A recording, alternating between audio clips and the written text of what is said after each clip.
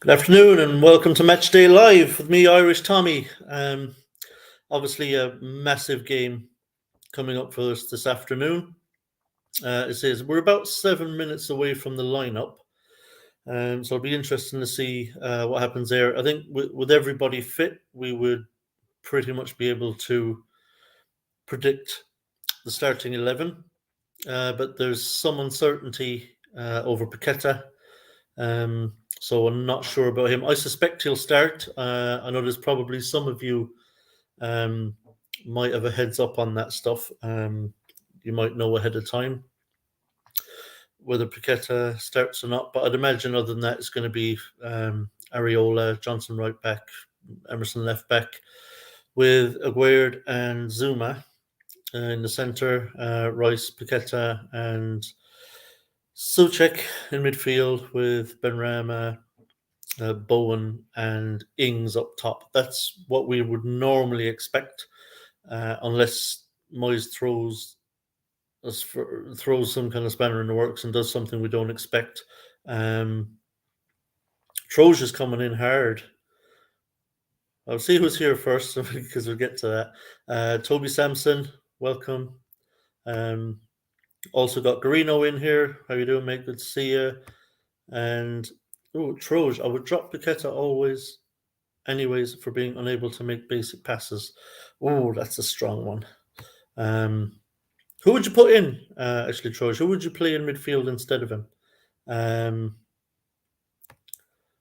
Alan Dunn, even though I'm a bit worried about this, so we need to win. Yeah. Yes, Troj, you're definitely going to get a reaction to that. Yeah, obviously, look, with the games yesterday, obviously the results were not what we were hoping for.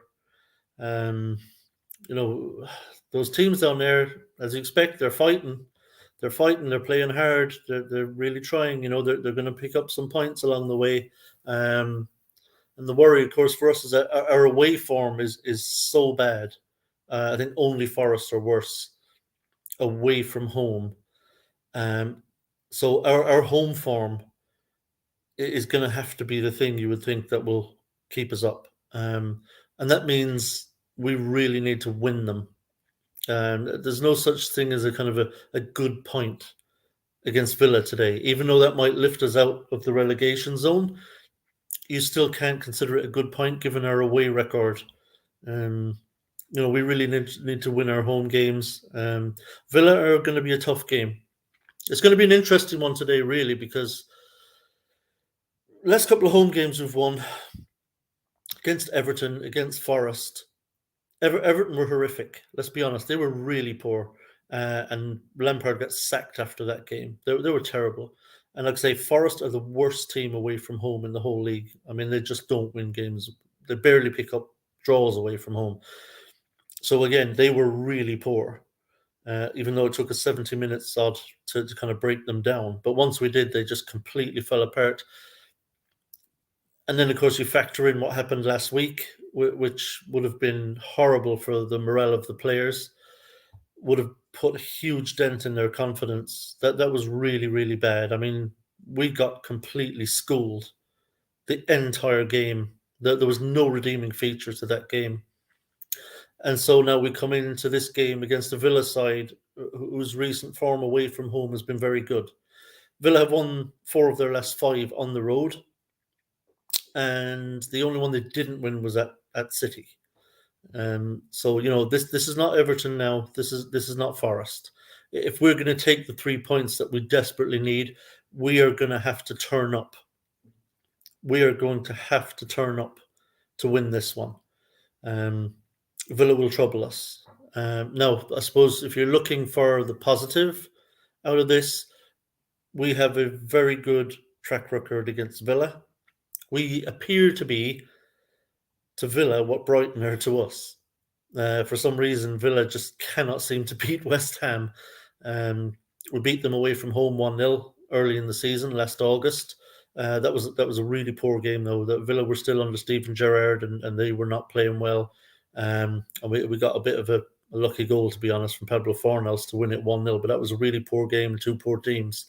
But but they never just can seem to beat us, and so we can cling to that at least. That maybe we're their bogey team, and we've won our last 5 games on the bounce against Villa. So but there's a few draws in there as well before that, but we haven't lost to them in a long time. So yeah, hopefully that will stand to us today. I'm going to pop into the chat before we know what the team is. I will bring that to you in a couple of minutes.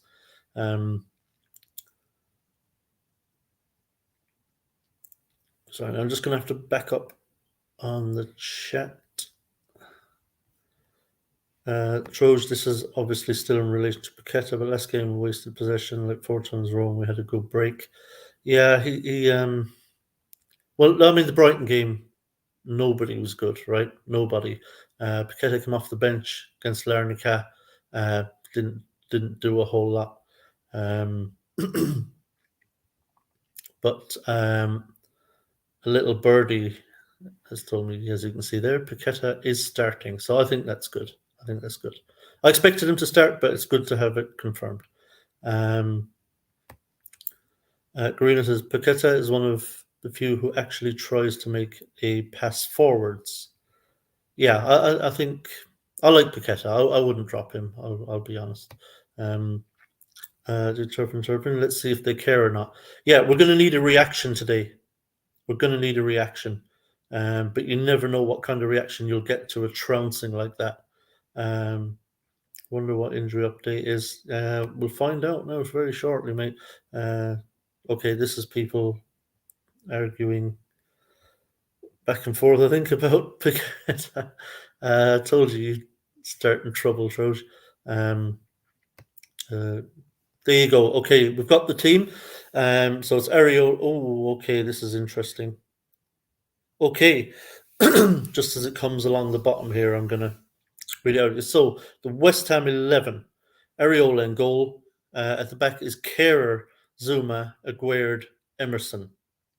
So Kehrer comes in at right back in place of Johnson. And then Rice, Paqueta, and Souček, and then Benny, Bowen, Ings. So it is the exact 11 I said, if Paqueta was good to go. So exactly what we all probably expected. Pretty much predictable 11. Obviously, Johnson has been dropped. Am I surprised? Maybe a little. I know we had a bad game, obviously, last week against Brighton, but I mean, that was in a game where, let's be honest, everybody stunk the fucking place out. So, but Johnson is the one who gets hooked for Kehrer. So let's cross our fingers for Kehrer at right back, because it's a kind of a pick your poison situation, is it? How would you like to die? There's no good option there at the moment, especially with Safal injured with that heel problem. So he's going with Kehrer. That'll be an interesting one. Excuse me, can I have some of my tea? So let me know what you think of the lineup in the live chat. Alan Dunn, if we don't win this one with the cancelled game next week, we could go into the break in the relegation zone. Yes. Waiting a couple of weeks for our next game. And remember, our opponents play next week. Our rivals, shall we say, play next week. We won't stay up with poor away from, so 7 points bottom line. The next 3 home league games is needed. Don't know if we will, though. Yeah, like I say, Peter, we've got to pick up a lot of points at home, given our away form this season. We're on a sport time, only a win is acceptable. Yeah, I think we have to get a win today. I mean, a point is just going to be of very little use. Okay, it'll lift us just about out of the drop zone. But that's not good enough. We've got to be winning games at home. Trojan, whether you drop Paqueta and Souček, good place to the Downs and Fornals. I agree with the Souček one. I wouldn't drop Paqueta. I agree with Souček. I would play Scamacca in the number 10 role behind Ings, personally. I think he could do a really good job there, and he's an attacking player with an eye for goal, great finish, even from range. Good passer of the ball, can hold the ball up. just like Souček can win headers, just like Souček. He's a very tall player, but he's got good passing. He spins really well. He can pass the ball. Obviously, he's a finisher, and he will get in to the box whenever the ball goes out wide or that. So I'd love to see Skamaka playing that number 10 Teddy Sheringham type role. I'm not suggesting he has the intelligence of Teddy Sheringham, but he could do that kind of job for us, I believe. Slow start, then slow again. Yeah.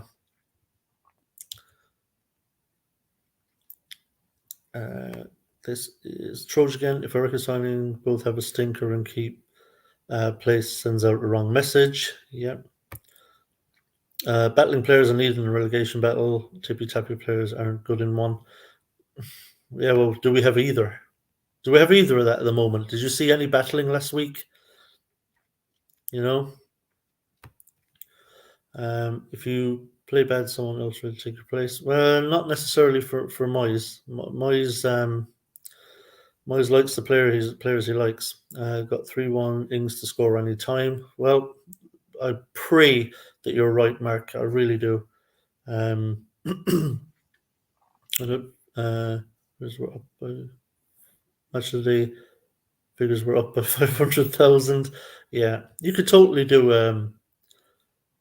I would totally watch match of the day. I'd be more inclined to watch it if there were no pundits. If it was literally just a highlight show, because you could show more of the highlights. You could show extended highlights of every game. If you don't have the likes of Lineker and Wright and Shearer waffling on, because look, do they say anything of any import really? I don't think they do. Yesterday, play extended highlight. Oh yeah, sorry, yeah, Mark. I swear I didn't see that. We're absolutely on the same wavelength here, man. Souček, a false cam again. Then yes, he will play in a more advanced role as he has been the last few games.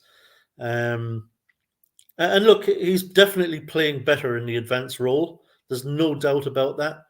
But the only thing is, when he's on the ball and he gets the ball in that advanced position, he never really does anything with it. He looks for the simple closest player to him just to pop the ball off to. That's why I think Skamaka could be much more effective and cause much more problems for opponents if he's picking up the ball in those advanced positions near the box. I just would love to see what Skamaka could do. And if he could, because he'd be much more involved in the play as well. He'd never be isolated. Skamaka, ball comes up to him. He can have interplay with Bowen. He can have interplay with Paqueta, who'd be advancing. He can have interplay with Benny on the other side. He can interplay with Ings. He'd have people around him, and he'd be playing more centrally and a little further out. And so he can go left or he can go right. He can play whatever passes he wants, and pass and move. And I just would love to see that, because I think Skamaka has the ability to do damage when he's in there. I don't think Souček has the ability to really hurt opponents in those advanced positions.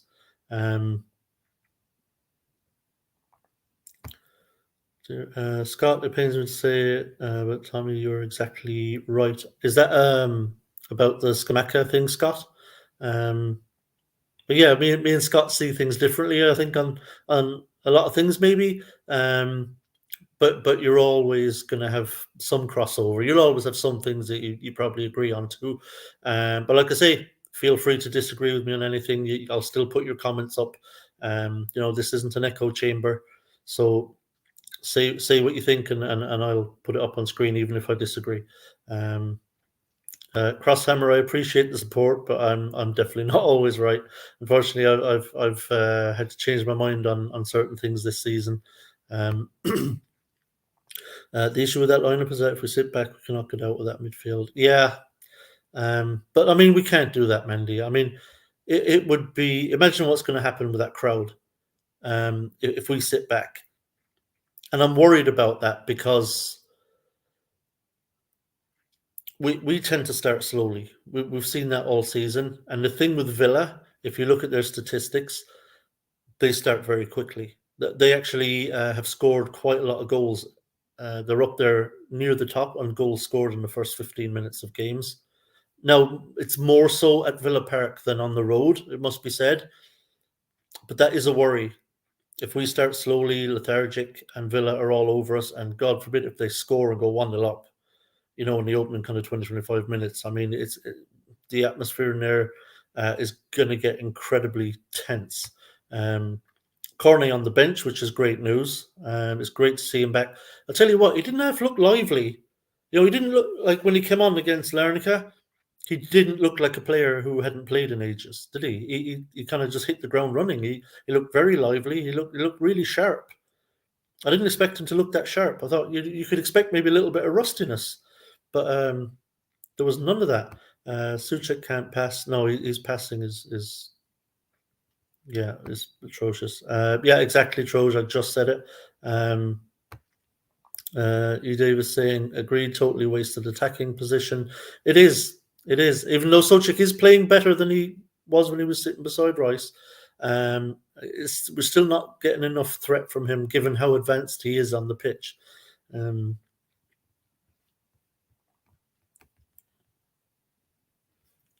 Crosshammer says, I think Rice changing position caused Sochik's downfall. Yes, it didn't help him. He completely changed his role. Moyes wanted to accommodate Rice's desire to improve his game and to develop, which is fair enough. I completely understand Declan wanting to develop his game and continually. That's what a young player should be doing. And I think he just changed Soucek's role as more defensive, as a DM essentially, and it didn't suit him. And frankly, he just wasn't enjoying doing it. And if you're being asked every week to do a job by the manager that you just do not like doing, you've got no chance really to play great when your head's not in it,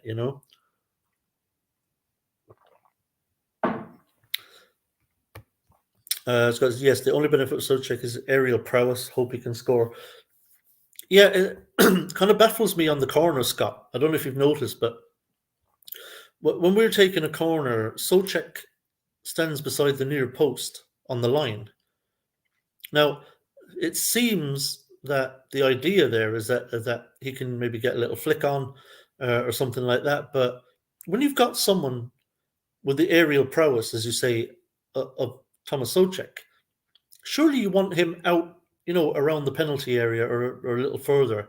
You want him maybe 16 yards from goal, 17 yards from goal, so that he can come and attack it. Because he's going to cause serious problems if he's running onto a cross and attacking it. That we know what the leap he has. He drive. The way Dawson used to attack corners when he was playing with us. That's what Soucek should be doing. Fella his size and height, kind of problems he can cause. Why have him standing on the goal line beside the near post? It just isn't working. So I'd like to see us change that on the corners. I think he can be more effective than he is. Villa start fast. Yes, they do, always. So we have to be very careful. If Villa do score first and turns toxic, yeah, I think the crowd are going to get really edgy. And if we're really playing poorly and being dominated again and go behind, then I think it could get toxic. I think you start hearing maybe the groans and then the boos and maybe some chanting. And yeah, that is not what we need. That is not what we need whatsoever. Scott, the crazy thing is a win moves us up a ways, but still there are 9 others within 6 points. It's unbelievable. It's like everybody from 12th has to still be kind of looking over their shoulder, which is crazy because normally if you're in 12th, you're looking up, right? Saying, right, how far away are the top 10 from us? Can we break into the top 10? This season, teams in 12th, they're just, we really need to still be on our game here, because you can get dragged back in. Like I seriously, I think Palace are going to get dragged right down into it. I really do. I think Palace, the way they're playing, are going to get dragged right into it over the next maybe 3 or 4 games, unless now they have an upturn, which could happen. But at the moment, you'd have to say Palace are like, if Palace weren't up as high as they are, I'd be saying they're going to go down because their form has been so bad. Antonio as a super sub versus tired opposition. Yeah, that's the perfect role for him at the moment. We should dominate their mid with Kamara. That's a huge one for a Scott. Yeah, I should have actually probably mentioned that earlier under my kind of positives ahead of today's game. That's a huge one for us. Camara is the guy who makes them tick. He's a quality player. You believe they signed him from Marseille on a free transfer? I mean, Boubacar Kamara. I mean, he was a player that we were linked with. Now, I'll be completely honest. I didn't really know anything about him. I don't watch French football. So when we didn't sign him and he went on a free transfer from Marseille to Villa, that didn't bother me in the least. I'll tell you what, I bloody wish we'd have got him now. What a player he looks like. But yeah, that's a huge boost for us that he's not available. Antonio Downs injured. Yeah.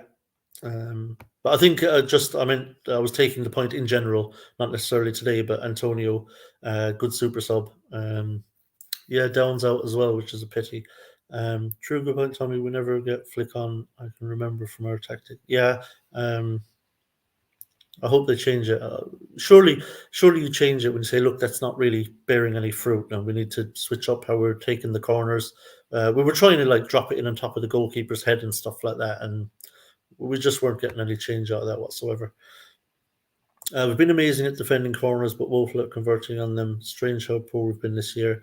That's one of the big mysteries about West Ham, isn't it? I mean, in the seasons we finished sixth and seventh, particularly the season we finished sixth, we were an absolute nightmare to defend on corners. I mean, like teams hated giving away corners against us, hated it.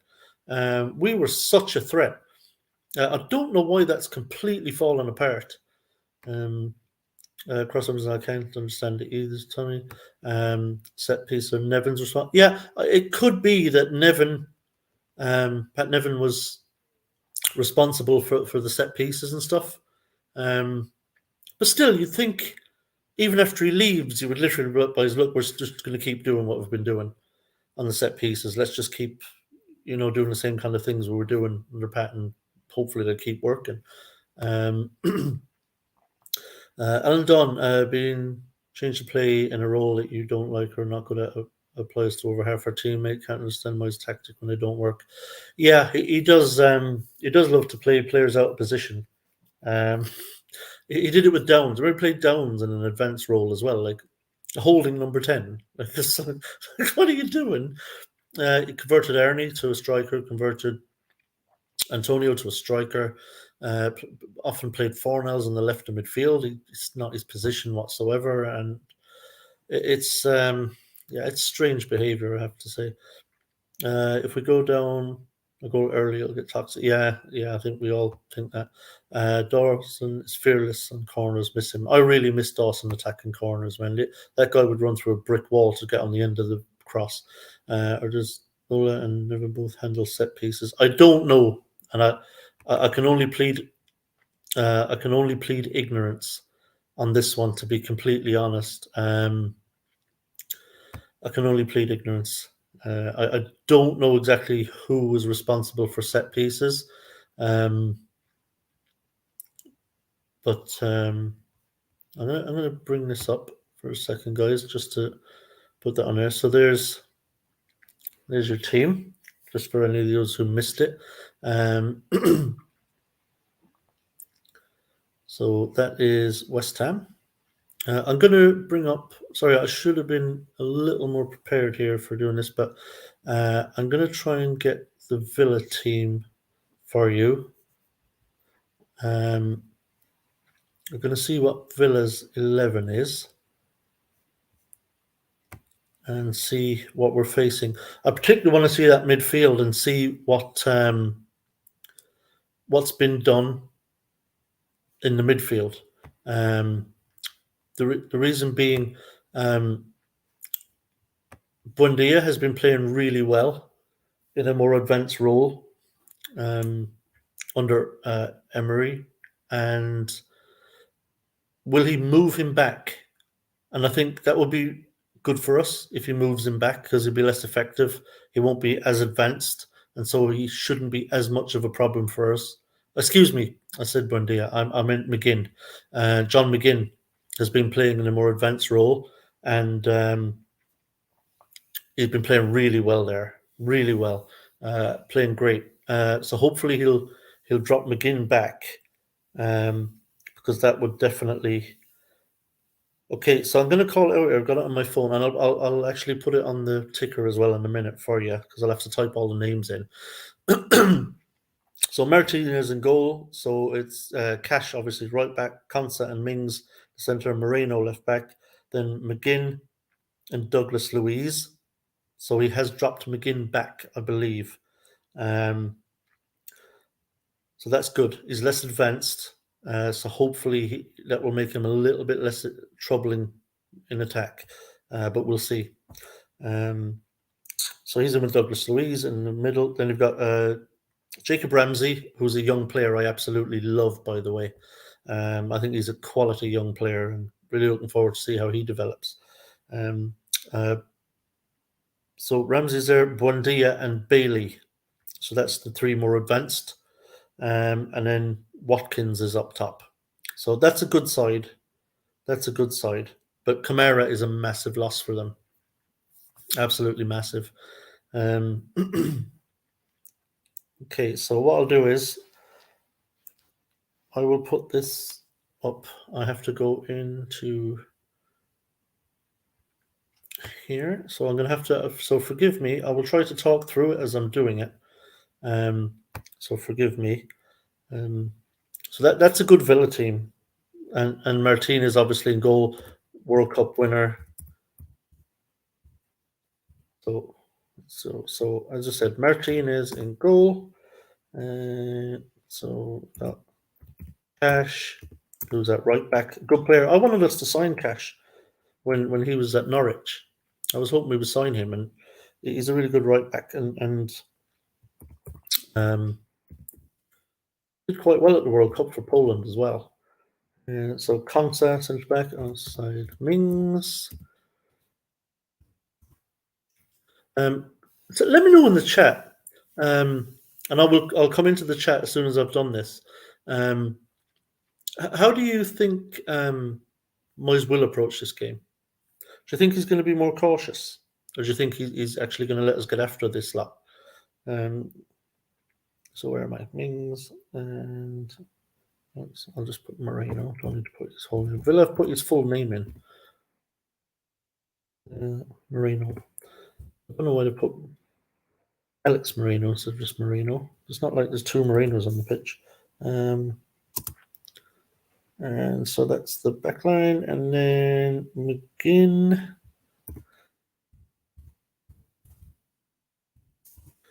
And alongside McGinn is Douglas Luiz to put his full name in as well for some reason.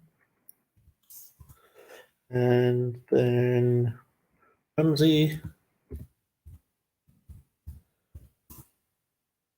And then Buendia. Yeah. And Bailey. And Watkins. Okay, so that's that. So I'll add that and I'll chuck it up there for you. So that, because I'll keep our team underneath for a while. So then you can see the lineup for Aston Villa. I'll actually put that as a rolling. Okay, I'll take that off for a minute. Okay. Sorry about that, folks. So I'll get back into. Yeah, the other thing is actually another positive we might take from that is, apart from being Villa's bogey team, and that Kamara is injured, their best player, guy who makes them tick. Is it inevitable that Danny Ings scores against Villa today? Because if this was us, right? If Ings had been our player and we sold him to Villa and now he was coming back and starting for Villa today, we'd all be saying it, right? We'd all be saying, guaranteed he's going to score. 100%. Ings is going to come and haunt us. So let's hope he comes back to haunt Villa today.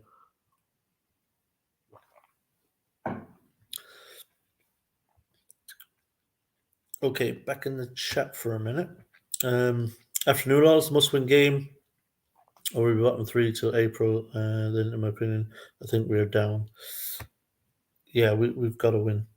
Much probably bring on the injured players early. Good, come on, you Irons. Absolutely. All right. What do you think's going to happen today? I want to get. We've got lots of people in here. What's your score prediction? How are you feeling today? And let me know how you're feeling about today's game as well. Like, are you optimistic? Are you pessimistic? Um, it's hard for me to be optimistic, if I'm completely honest. I'm always hopeful that we'll see a reaction, but I'm not optimistic. I'll tell you, last week shook me. I won't lie. That performance was so bad. Like, I didn't really expect to beat Brighton, but it was so bad. I mean, I can't remember the last time I saw a performance from West Ham that was that poor. I mean, we were completely dominated from start to finish. The difference in the passing, the amount of passes between the teams, um, was horrendous. I mean, the possession, I think it was like 25%, was it, in the end, something like that. I mean, Jesus Christ, it was. I mean, you think, Leeds drew 2-2 with Brighton yesterday, and Leeds are not exactly flying. They're down there fighting it out with us in the relegation in its zone, and it's like, Jesus Christ, it's the other teams are fighting. I don't know if you watched Bournemouth at home to Liverpool, but we know Bournemouth are a team with limited quality in the side. They are a limited team, but I tell you what, they're fucking well drilled. They're really well drilled and really well organized, and they work so hard and they fight. And they did that yesterday against Liverpool. They just fought and they fought, and there was, despite the fact Liverpool had more of the ball and Liverpool were pressing often, they were very well organised, but they still managed to threaten Liverpool at the other end. They still managed to create opportunities for themselves. So they've got something going. Like, earlier in the season, I'll tell you honestly, I thought Bournemouth were absolute certs for the drop. Absolute certs. And they still might go down. But I'll tell you what, they're not the certs I thought they were.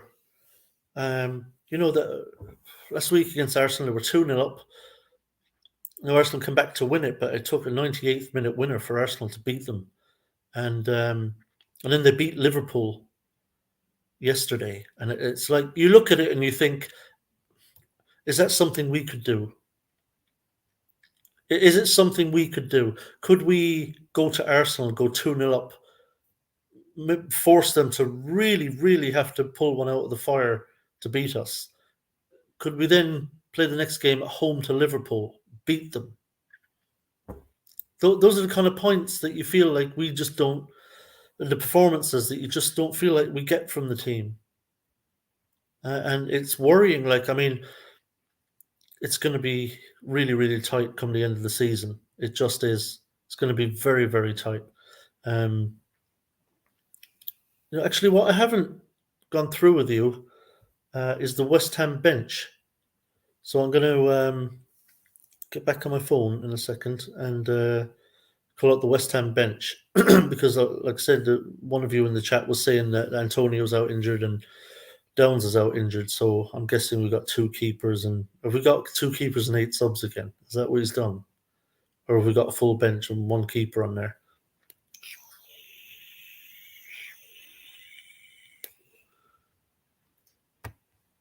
Trojan never bet on West Ham. No, me either. Me either. You can't really. I never bet on the early kickoff either. Never bet on the early kickoff because you're gonna get done by that one. How many people do you think had it on Liverpool to win that game, the early game? Then some people never learn. Leave the early game alone and leave West Ham alone. Unless, like Troj, you better bet on Villa to win, and then we might. Okay, so just to go through the West Ham bench, which I have here. So one keeper, yay.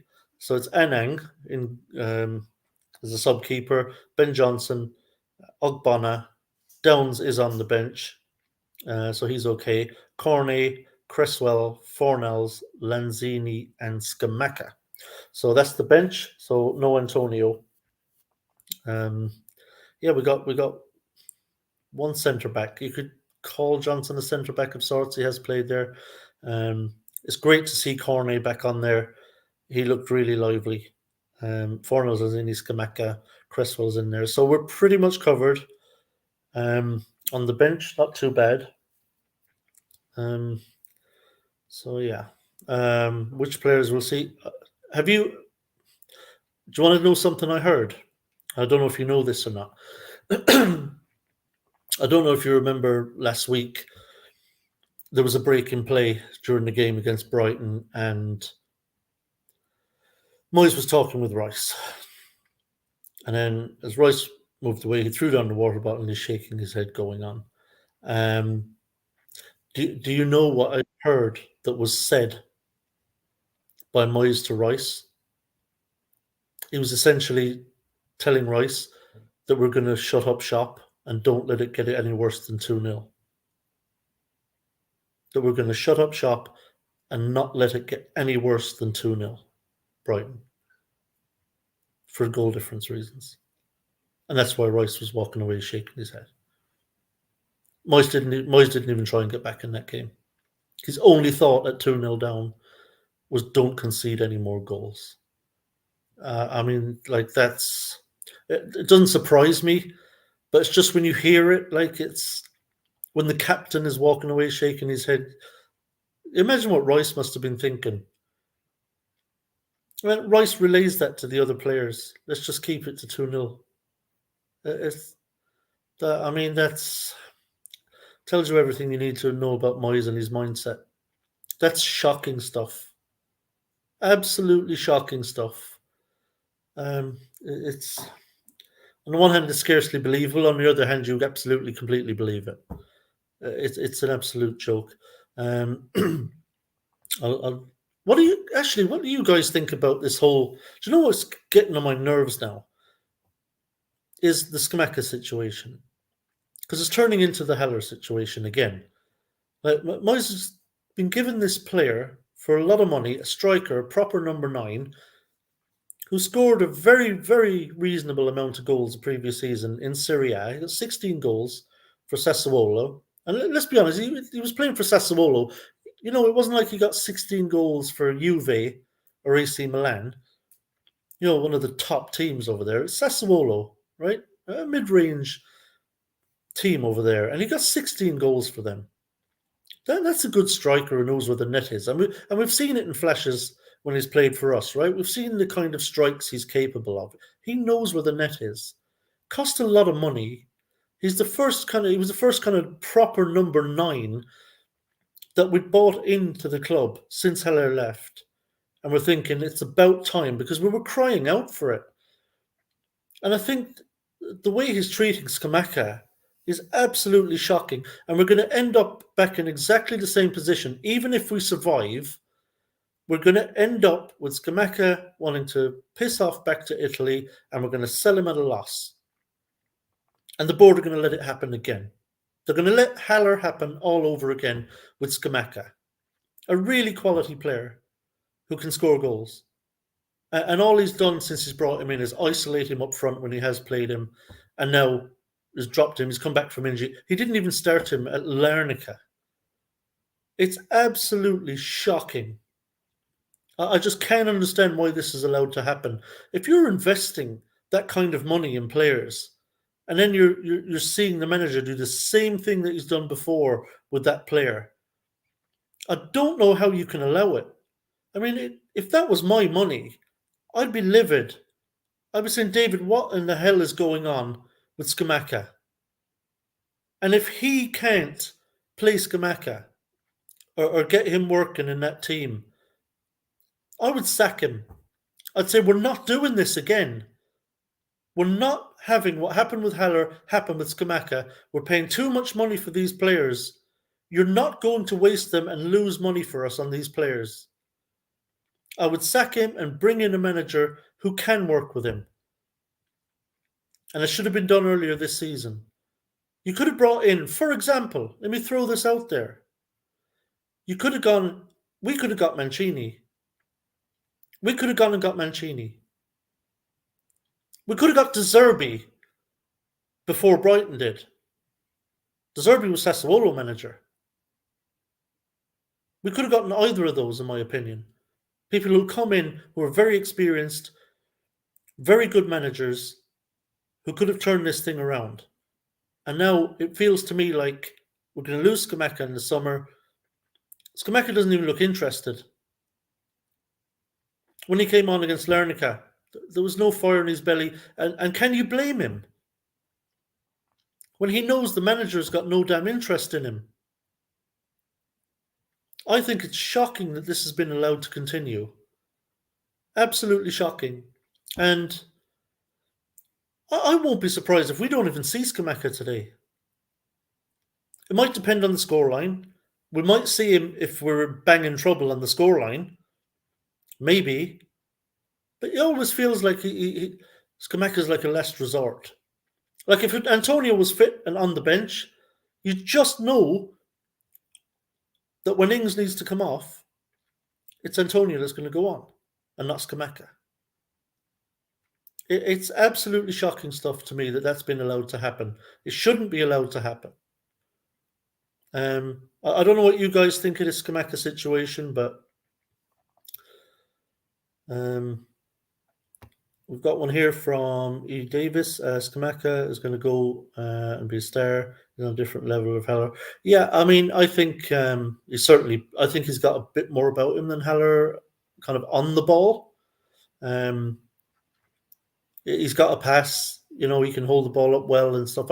He has a bit more about him when he's in possession than Haller did. Scamacca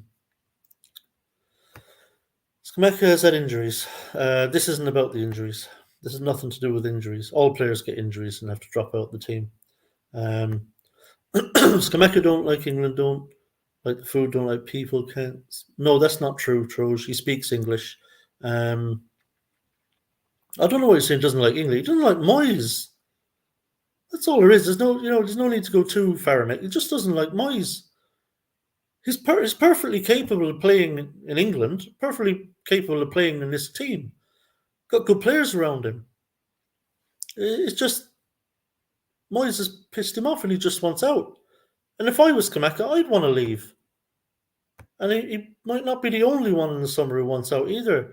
Scamacca has potential too, and it's like we keep getting strikers just to sell. Yeah, I mean, I can't remember the exact statistic, but our record under GSB with strikers is horrific. Absolutely horrific. I think there's a huge number of them that haven't even scored for the club that they signed, that never scored a goal. They're just terrible at it. But I think, to be fair, I don't think they got it wrong with Haller. I don't think they got it wrong with Scamacca. I really don't. I think with those two, I think they're both very good strikers. Look, we saw what Haller did as soon as he moved to Ajax. You know, he's playing really well for Dortmund. You know, Haller's a good player. He can score goals. And same will happen with Scamacca. He scored goals for Sassuolo, and when he leaves in the summer, whether it's Inter Milan or Napoli or whoever it is, guarantee you next season he'll score a bunch of goals for them. So we finally get it right with the strikers 2 in a row, and we've got a manager who hasn't got a clue what to do with them. Hasn't got a clue. It's just really getting on my nerves. It shouldn't be allowed to continue. I thought I'd come and join you, Tommy. Yeah, cheers. Doing, mate. Good. This is my therapy. I'm just getting my rants out of the way.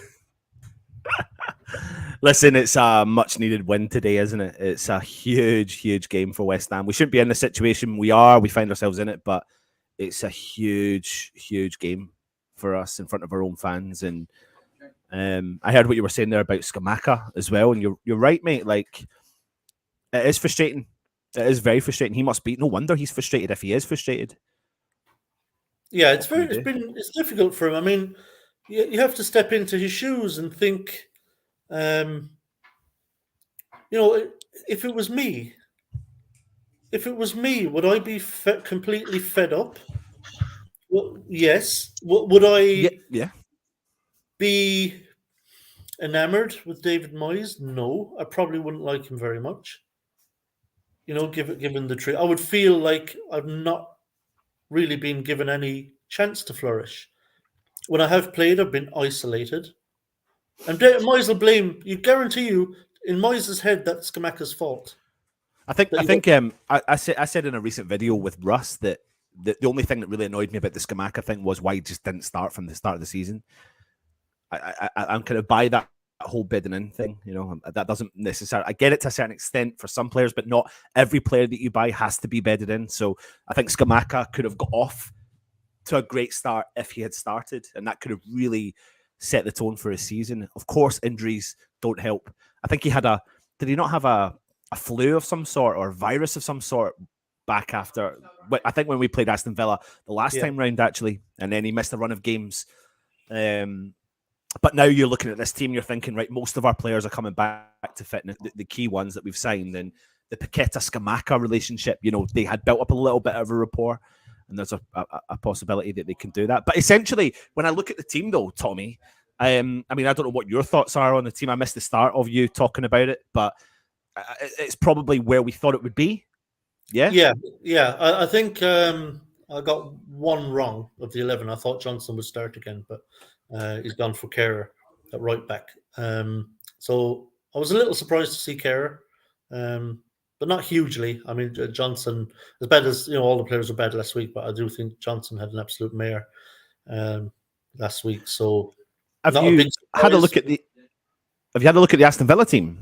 Yes, I called out the Aston Villa team there a So little while earlier. what's your kind of thoughts on that? I mean, it looks like they've potentially. I know they were struggling with a few players, but I think they've brought a few back potentially early. I think Diego Carlos, for example, is a potential early inclusion that he should have been. But I mean, listen, they've got hard-working midfielder. I mean, we all know about McGinn. The Scottish international in the middle of the park. He's got grit. He's got determination. He gets stuck in, and when the going gets tough, that's the sort of player you want on the ball to Yeah, get the crowd up. yeah. I think obviously the big one is that Kamara is missing, which is huge. Yeah, He's their best player. He makes them tick. absolutely. So he's a massive loss for them. I wasn't sure how they were going to deal with that, and what changes they were going to make to accommodate the fact that Kamara was missing. So I think they were either going to drop McGinn back deeper in beside Douglas Luiz, because McGinn has been playing more advanced this under Emery, and he's actually been playing really, really well for Villa in that more advanced role. He's been really good going forward. So I'm actually glad that they dropped him back. They were either going to leave McGinn where he was in the more advanced role and bring in Callum Chambers alongside Douglas Luiz, or they were going to drop. They were going to drop McGinn back, and that's what they've done. They've dropped McGinn back, so I think that's another bonus for us, to be honest. Even though he's a very good player, I think because he's dropping back deeper, he won't be able to threaten as much in attack as he has been in recent weeks. So I think that's good, and that could be helpful to us with him playing deeper. And they've obviously kind of got Buendia in there in the role where McGinn was playing. So Remind me, Tommy, was Kamara the one? Obviously, I heard you saying we were after him in the summer. Am I correct in saying one of the reasons we didn't go after him was because of what he was asking for per week? And I think Villa paid it. Is he not on something like 170 to 180 quid a week? K a week. I'm sure he's like ridiculously high paid at Marseille, and that would have destroyed our wage budget or our wage system. So he was a free he's a quality player. Yeah, he was a free transfer from Marseille. And as you know, players who are free transfers tend to be able to ask for a bit more in wages because you're not paying for them from their parent club. He was asking for a very tasty contract, it has to be said. And just like Onana, we just weren't willing to go there. Right. And so this is Boubacar Kamara. yeah, we were linked with him. We were interested. We did want him. It was him and Onana kind of that we were looking at. I don't know. I don't know which one came first. I Yeah, believe it was Kamara. We were I think it looking to was sign Kamara first. first. Yeah, And so I then think when Villa we got him didn't done get him, quickly. we kind of moved on to Onana Yeah. and ended up not getting him either for the same reasons. So, but yeah, he's turned out to be an absolutely brilliant signing for Villa. He's been a cracking player So, for them. Tommy, when you think of this game today, right? Obviously, we've come off a good victory against Nottingham Forest. You know, I know we scored. I know it was 0-0 at half time. We were unlucky not to have scored a couple of goals in the first half against Nottingham Forest. We obviously scored all four in the second half. A terrible loss, terrible loss against Brighton, and a bang average performance against Larnaca. How do you think Moyes or how West Ham will go into this game today at home against Aston Villa with the pressure at the levels that they are at? Um, well, look, Moyes will be Moyes. I think it's hard to know because you're kind of getting into the. It's hard to know the psychology of Moyes this week or the players, given how awful it was last week. You're hoping always that you'll see a very positive reaction because all involved should be embarrassed by what happened last You're week. right, Moyes and the 100%. players should be absolutely embarrassed by that performance last week. And you never really know how they'll react to it. Obviously, we want to see a positive reaction where we come out of the blocks quickly and where the players and the manager say, right, we're going to show you that that was a kind of abhorrent performance and an aberration, shall we say, and that we're better than that, and that we're going to come out here now and put it right and make amends this week. We're going to come out and get after Villa and go for the 3 points and try and win this game. Or are they going to be really nervy and low on confidence and really unsure about themselves and cagey because we conceded 4 goals and got ripped apart? I hope it's the former, but we won't know really until we're watching it unfold in front of us. It's hard to say how you'll react. If it was, if we just didn't play as well as we would have liked at the Amex and we'd been beaten kind of 2-0 and it wasn't, terrible and a 2-0, then you could put it down as, all right, we need to do better next week. And you get the usual platitudes and stuff. But it was horrendous It in was every horrendous. It facet of was. the game.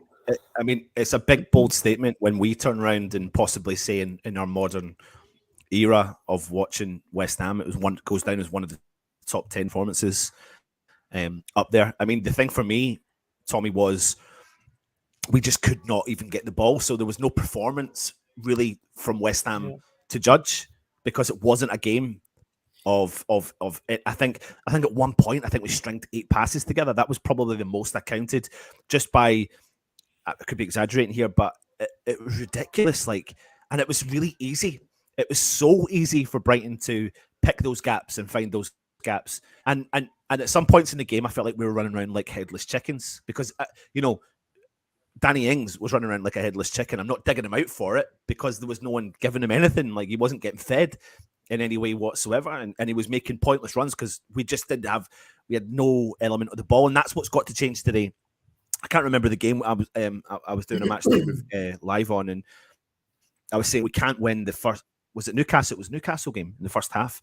We weren't winning the first balls. We weren't winning the second balls. Every clearance Newcastle were making was going to a Newcastle player, and every clearance West Ham were making was going to a Newcastle player. But we came out in the second half and we changed that, and that's the sort of thing you need to get. You need to get the ball first and foremost in order to be able to do something with it. So we can't afford for Villa to play us off the park to the level that Brighton did. Brighton risk it. Brighton are risky because they play it so deep and play out from their box, and therefore, that's why they have sporadic results. They have some really good results and some really bad results, but they at least try and go for it, don't they? Yeah, I mean, any team that can break through a press are a very dangerous team. A very dangerous team, and Brighton are like that. Yeah. They will take certain risks in their own final third, and have that belief Yeah. in themselves, they can break the press. And as soon Yeah. as they break that press, you're in trouble. And they were Yeah. able to break the press against us over and over and over again last week. And that's why we conceded 4 goals. Yeah. So, but Villa, I mean, I spoke earlier. Actually, to go back to, before I go on to Villa again, I don't know if you heard earlier, but you remember the point last week when Rice went over, there was a breaking play, Rice went over to the sideline, was getting instructions from Moyes. He threw the water bottle down, was walking away, shaking his head. Yeah. I have it that what Moyes was saying to Declan Rice was to shut up shop and keep it tight and let's not concede any more goals. To keep essentially Yeah. saying, look, we're going to shut up shop and keep the goal difference somewhat Yeah. intact, and let's not lose any more than 2-0. Yeah. And that's why Moyes was why Rice was shaking his head. Yeah. There's Yeah. nothing about getting back in the game at 2-0. Yeah, It's I mean just that you're right. It was the manner. It was definitely the manner. You know, sometimes when you get defeated, it's in the manner of how you are defeated. If you've given 100% and you've been beaten by a wonder goal or pure unluckiness, it's like the Chelsea game back at the start of the season. Like, you know, that was really disheartening because West Ham deserved something from that game. The one where Corney's goal was disallowed. Even the Liverpool game away, we had a good performance where Bowen missed the penalty. It's the manner in our defeat. You know, you walk away thinking, oh, well, that was, I can see something, but we cannot afford another performance like Brighton, especially today at home, especially the way some of the fans are feeling. And the way the results went this weekend, Tommy, we cannot afford to go into this international break in the bottom 3. I mean, listen, we obviously we can afford it, like physically, we can afford it because there's plenty of games to go, but you don't want that for the mentality. You don't want to be sitting in that bottom 3 for 2.5 weeks. You want to have that gap of some sort and be looking below you, thinking 5 or 6 teams below you there, and then try and come back from the international break, bouncing and progressing. The problem I'm noticing with this season, and you'll be the same, Tommy, is the inconsistencies everywhere throughout the whole of West Ham. That's something that I think they're struggling with. Team selection, formations, players available, and that's now turned on to the park because we pick up a point, then we lose 2, then we pick up 3, then we lose 3, then we pick up a point, and it's so, when you look at our results, it's so sporadic. It's so sporadic. We're not picking up any runs. We're not getting any runs of consistency of 2 wins on the trot. We just need. I can't even remember. Did we have it earlier on in the season? Was it 2 wins on the trot? I can't remember. 2 wins in the trot is a game changer for many teams, especially where we're at just now, and that's what we really, really need to try and get over the line today. When I look at this team, Tommy, I think on paper there's enough there on paper. It's the manner of how we turn up. We'll know, Tommy, within a minute of what kind of potential game this is going to be, and I think that's you want to feel or get the vibe that the players are going to be there to fight 100% for everything they've got. Yeah, and I mean the big problem, obviously for us, is that our away form is so bad. Yep. Only Forest are worse on the road than we are, and so it seems as though we're going to have to pick up our points at home if we're going to survive, and that means beating Villa today. Like I say, we've never put a run together. We have an opportunity here, to maybe do that. We're home to Villa, home to Southampton, home to Newcastle. Yeah. If we could win back-to-back games, even like say a win today, if we can pull any win today out of the bag, we're up to 14th. Now we have a break, obviously, until the Southampton game, but our relegation rivals play next weekend. So that should hopefully be enough to keep us out of the relegation zone until we play Southampton. And then if we can hit them as well for 3 points, all of a sudden, a bit of a weight's lifted. Yeah. And we're not in so much despair. We're thinking, all right, this is much better now. That's 6 points on the bounce, and things start to look up. And then, like I said, we can go into the next game, which is at home as well.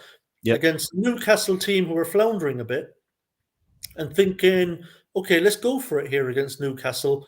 And even if we kind of got a point against Newcastle, that would not be such a bad point at that stage, in that situation. But And we'd have to do it for the first time this season to go on any kind of a run. But now would be a bloody good time to do it because, as you say, like April is going to be absolutely chock-a-block. We're going to have European games. Like I say, away from home, we're very, very poor, and so we can't assume that we're going to get too much away from home between now and the end of the season. I can see some of the comments coming in. I mean, Peter's saying Chelsea thought they would beat Southampton. I get that. Like, there's no guarantees in this world of football. But the key thing, I think, what Tommy's saying is, you win today, and hope for good results next weekend. And even though we don't play next weekend, that can give us a lift. So winning today and hoping results go against the teams we need it to go against next weekend would feel, in theory, like a little victory or a little draw or something like that.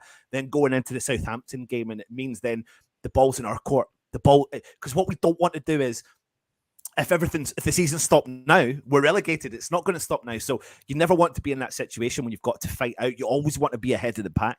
And that's, I think, where the players and West Ham right now are thinking, we are in a relegation battle. I still think, if I'm being brutally honest with you, Tommy, I still think there were some players going, we are too good to go down, but they don't believe they're in a relegation battle. And I think some of the players do think like that, but they are genuinely in this battle. They could be out of it within 4 games.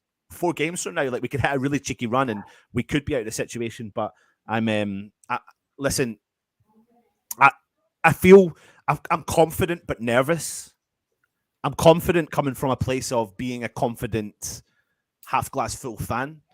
I'm realistic, but I am nervous also because this, we're at home, and if we do sometimes start slow, and that's my concern. If you start slow, you'll hear the first boo, the first negative, because the fans are so important. The fans are massively important. People underestimate that. But like you said it, Tommy, earlier on, you need everyone to be in sync. So if we can show that intensity from the start, the fans get on it. Then they're on board. Then you're on board from immediately there, especially when you're at home. Get that crowd going at Villa, because the last thing you want is Villa to get going at us, and then their fans come at us. And that's exactly what Emery will be saying to them. Go take the game to West Ham, try and score early, and watch them implode. Yeah, it's very important how we start this game. Villa, if you look at their record, are actually very good in the opening 15 minutes. They're among the best in the Premier League at scoring early. They do like to come out of the blocks fast. Now, more so at home than away, it must be said. But Villa always do attempt to start fast. And so we have to make sure... Tommy, sorry to interrupt you. I'm just going to go live to the stadium. We've actually got Alf inside the stadium now. So let's show everyone what's happening. Alf, you can hear us okay?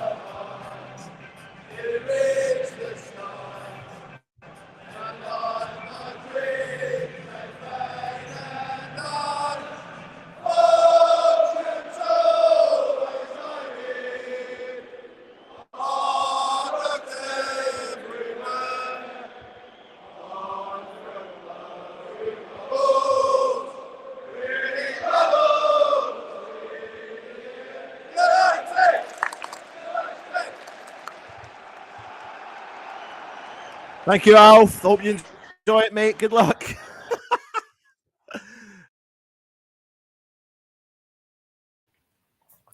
Yeah, it sounds like fans are up for it there, and there's good atmosphere. Fans sound up for it, ready to go. Like I say, the players have got to be on it right from the first whistle, Anton, today, that we can't have a slow start. We absolutely cannot go 1-0 down. The players have got to come out and show intent now. Give the crowd something to get up about. If they start fast and we can pin Villa back, and we're attacking their goal, and getting the crosses in, getting a couple of shots off, that'll lift the crowd and energize the crowd. And then you say it becomes a kind of it becomes circular, right? So the fans lift the players before kickoff. The players lift the crowd with a fast start, positive start, and that kind of keeps the players going, and it becomes kind of a kind of mutual thing between the players and the fans, that keeps that energy in the building. And we really need to try and do that today and make Villa nervous. Get after them, make Villa think, oh fuck, okay, we're West Ham are at it today. And we've turned up to their home. This is their home. That's what we need to make it feel like. And I think the fans will be there. Listen, we have no disregard on the fact that the fans will be unified. It's just a case of it's a two-way thing now, so we need the team to do that. Tommy, I'll be on it. If you want to jump on at halftime, you're more than welcome. If not, it's fine. Thank you very much for joining us. I've sent you what you need to watch. Pleasure. You know what? So thanks, Anton. Best of luck. All right. Come on, you Irons. Let's get those 3 points. Good man. Come on, you Irons. So Tommy's gone away to enjoy the game, and I'll be giving you the running commentary for the West Ham Aston Villa game. I'm just waiting on my stream to show up. So keep your comments coming in. Let us know your opinion on the starting 11 as we get ourselves ready for the kickoff, which will be in literally. I know it's kicked off to some people, but I'll keep you entertained and let you know when ours does kick off.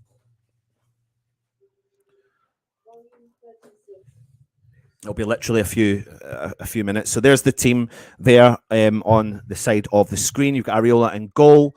You've obviously got Kira at right back with Zuma and Agerd in the central of defence. And in theory now, what you've got with Agerd and Zuma and Areola is what probably people, many fans, maybe including Moyes, would have hoped for to be the starting kind of trio in the back line. Emerson at left back. Paqueta, Rice and Souček at the midfield trio. Souček playing further advanced roles, probably more as the CAM, central attacking midfielder. Good flick-ons. This is what for Danny Ings, which is what we need. Jared Bowen out on the right-hand side and Saeed Benrahma getting a run of games in the team out at the left-hand side as well. Now, what's interesting is the stream I'm watching is just playing the clip from what Alf just came on live. So that just shows you how far. I think we're literally potentially 3 minutes behind live. So I'm just waiting for kickoff just now. It looks like it's going to be West Ham potentially kicking off, is it? West Ham wearing the claret and blue, of course. And Aston Villa wearing their kind of dark grey away strip. Bubbles blowing everywhere. Come on, West Ham. Get at them nice and early. That's what we need. Get the fans on your side.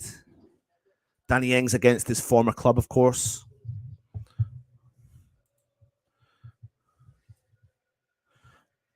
Jackson, hope you're well, mate. Thank you for joining us. And we've kicked off. Aston Villa are already kicked off on the left-hand side with the ball in the middle of the park. Plays the ball back to their defence. They're just holding it now. West Ham. we've committed 5 bodies into the Aston Villa half. We're trying to close the gaps early doors. They've played the ball out to the right back position. West Ham starting to press high now. Paqueta dropping further up towards the keeper. Now it's back with Martinez of Aston Villa. So for anyone who wants to know, I'm on 40 seconds in. Martinez just holding on to the ball. Like literally has had the ball for about 20 seconds. No one's making a move towards him.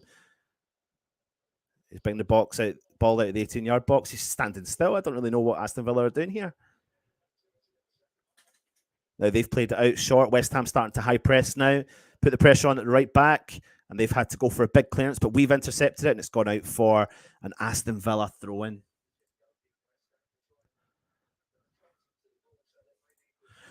What's interesting there is from what Martinez was doing, reminded me a little bit of like what Brighton did against us.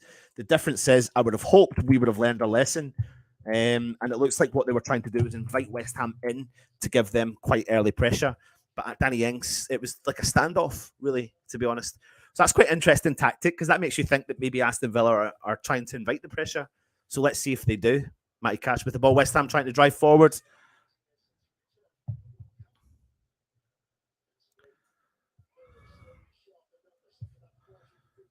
Mings for Aston Villa. Out to the left back. West Ham high pressure now. Danny Ings chasing down. Aston Villa have to chip the ball out from the defence. Zuma's there. He does enough. Put the pressure on. Tries to keep it in. And it goes out for an Aston Villa.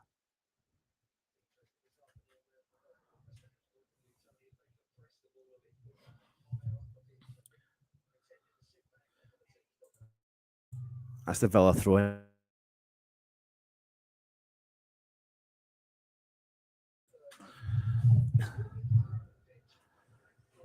Ball gets played up. And, Gerd clears it out, and it is an Aston Villa throw-in halfway in the West Ham half. West Ham have won it back, though, although Villa have won the ball again. Now Declan Rice, first touch of the ball for him. Plays it back to Gerd. Looks over to Emerson, who's got a bit of space and time on the ball. Aston Villa sitting off them as well. Declan Rice playing a 1-2 with Gerd. Gerd taking his time, switches the play over to Zuma on the right-hand side. He then plays it over to Tilo Kira on the right-hand side, who's just coming up towards the halfway line. Patient play. Handing the ball back to Zuma. At least we've had more than 3 passes in this spell. Gerd out to Paqueta, who plays it out wide. Emerson, Benrahma. And Aston Villa have dispossessed West Ham. I've got it.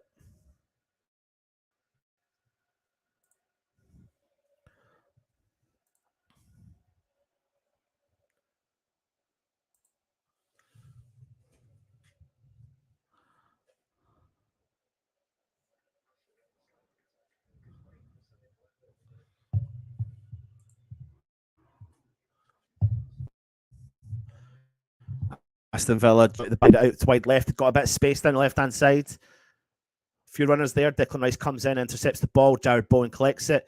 He drives forward for West Ham. Aston Villa player trips him up. West Ham should walk away with a free kick here, which we do in our own half.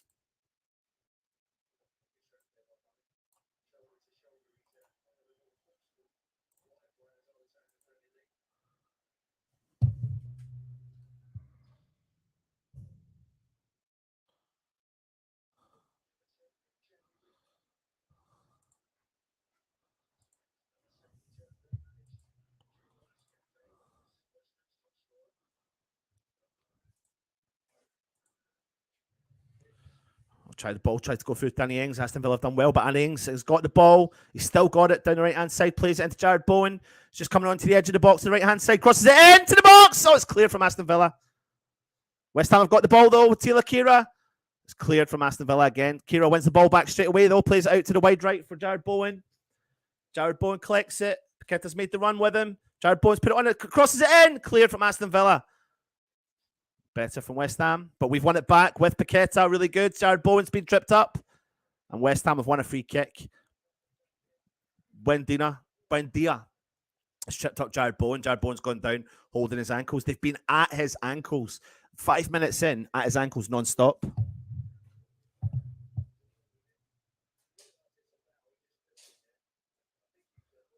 So it's a free kick. About what are we?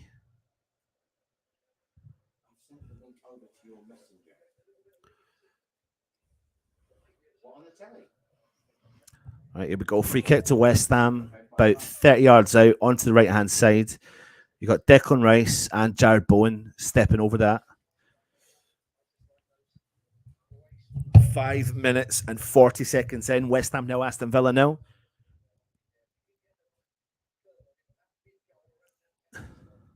Danny Ings just trying to tempt the defenders of Aston Villa to move off their line.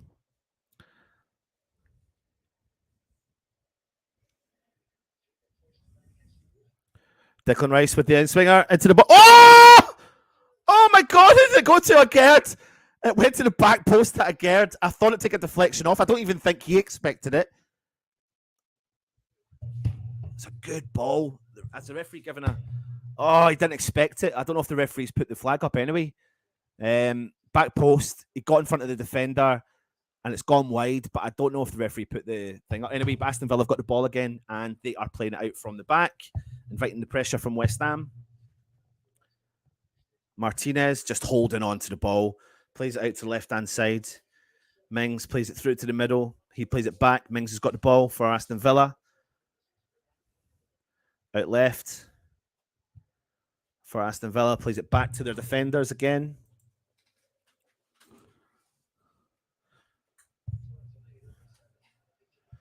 Konsa plays the ball forward. Good head with from Tilo Kira.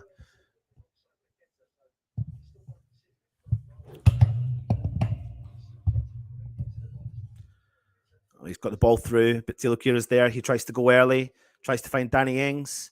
Mings is there, but West Ham have got the ball with Paqueta. It's Benrahma, sorry. Ings has gone down looking for a free kick, but the ball goes back to Martinez of Aston Villa, the keeper, who's just happy to sit on the ball right now. Mings plays it out wide to Konsa.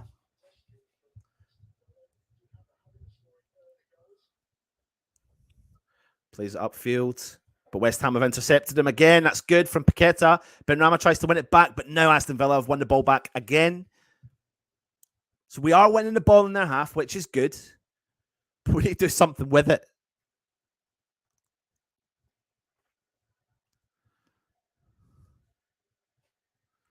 Aston Villa on the ball now. Douglas Luiz it was. Mings for Aston Villa coming just onto the halfway line. Danny Ings piling the pressure on. Oh, we've done well with Tilo Kira. Wins the ball early. Jared Bowen tries to find. I think, is he going to get a free kick for that? Oh, we've won a throw in. It looked like it was actually an Aston Villa throw in. Tilo Kira's done well there to win the ball a few times. He's got a throw in the halfway line. To be fair, it was one. He won the throw in about 20 yards back. And Emery's going mental, but he's now past the halfway line throwing the ball.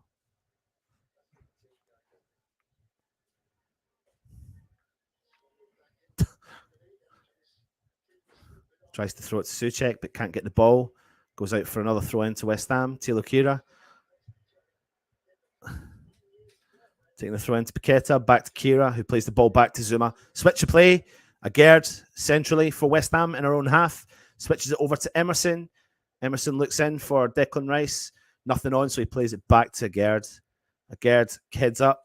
Plays it out wide right to Zuma, who switches play completely with a big switch ball over to left-hand side. Good ball to Benrahma. Heavy touch from Benny, though, who's going to fight to win that back. He does well, but the referee blows a whistle and gives Aston Villa had the free kick. What a ball that was from Zuma, to be fair. 9.5 minutes in. West Ham 0, Aston Villa 0.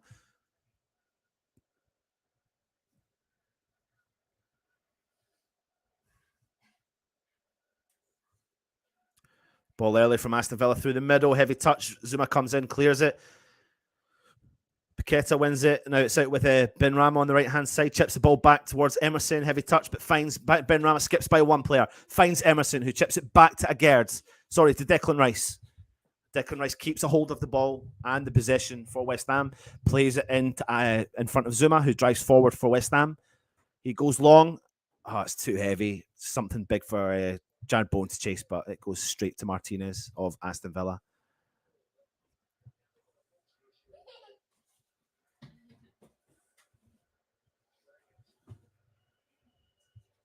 Ten minutes gone.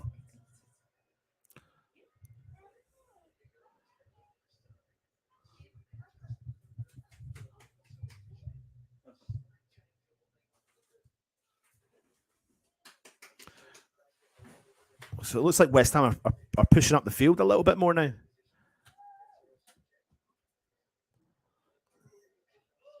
Yeah, they're really pushing Souček and Paqueta up the field. Alex Marino skips by one player and to a player. Tommy Souček comes back, wins the ball for West Ham. Does really well. Now it's with Tilo Kira.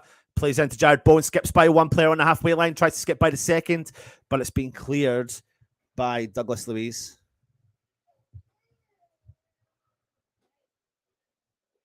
As you can see, Jim's in the background.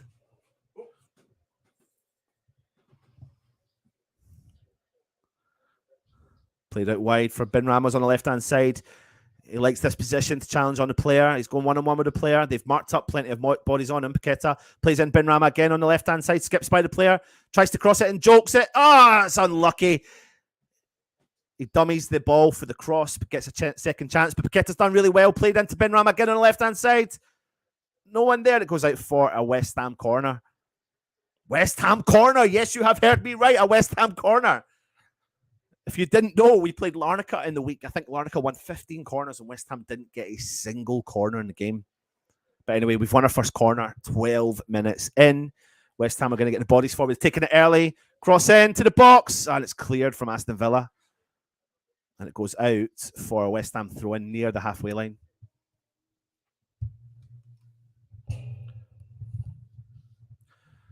Ball's played early from Emerson to Tilo Kira. Zuma on the ball. He puts it back over to Agerd on the left-hand side.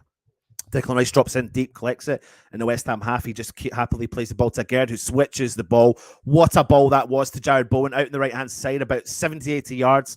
Right to Jared Bowen's feet. Challenge takes on the one player. Crosses it in early. Back post. Who's there? Shoots! From Benny on his left foot on the volley. Probably about 10 yards out, but good football. Really good football. Fans will be on the side of that.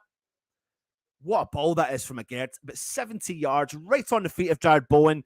Takes a deft touch on the ball. Drives by one defender. Crosses it in with his right foot. Back post, unmarked. Benrahma, left foot volley. 5 yards over the bar. Unlucky, but good football from West Ham.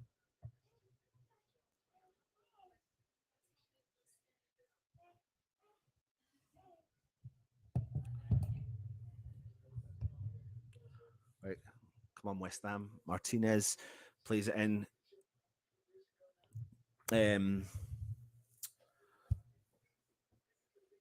Aston Villa just happy to play the ball through the back of the defence. Konsa plays it into Mings. Marino for Aston Villa driving forward, just coming up to the halfway line, tries to skip by Jared Bowen. He does, but Paqueta comes back, wins the ball back for West Ham. Jared Bowen comes in. Paqueta's there. Back heel, unlucky, tries to find Jared Bowen. But Douglas Luiz comes in and intercepts it, plays it out wide right to Cash. For Aston Villa, McGinn in the middle of the park. He plays it back to Mings for Aston Villa, who are in their own half. A bit static. No one's making any move for them, but West Ham are happy to let them do that. Luiz, Cash, Aston Villa, West Ham piling the pressure on. Nearly got on the ball back there and they've played the ball back all the way to Martinez, who's got the ball. Ings puts a bit of pressure on. Mings won the ball for Aston Villa.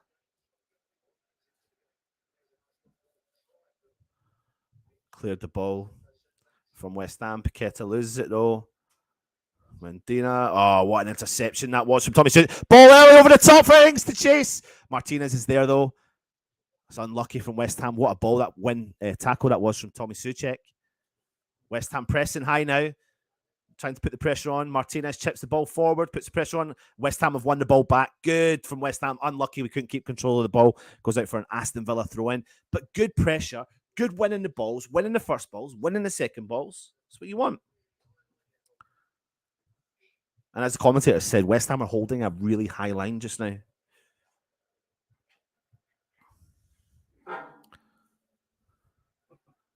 Mings. Ramsey plays it into the middle of McGinn. He skips by one player. He holds back. Crosses the ball over to the wide left. Marino, but it's cleared from Jared Bowen. It goes out for a throw into Aston Villa deep in the West Ham half.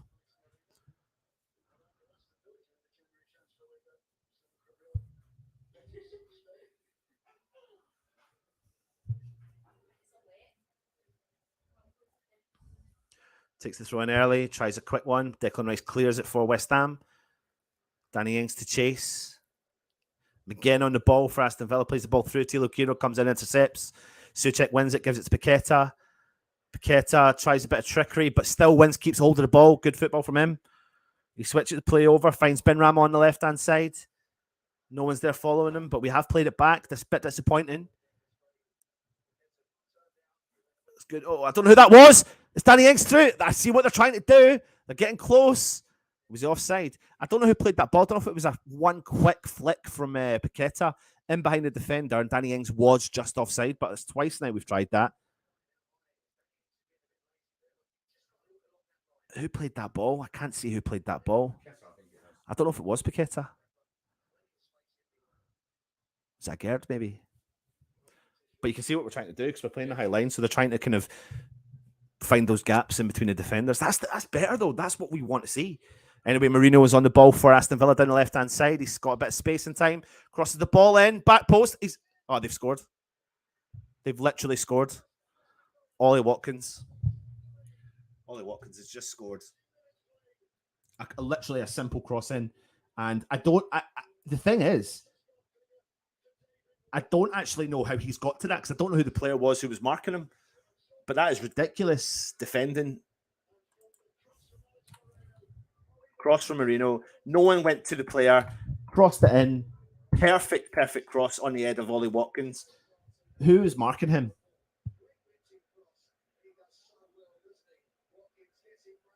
Has he got in front of the marker?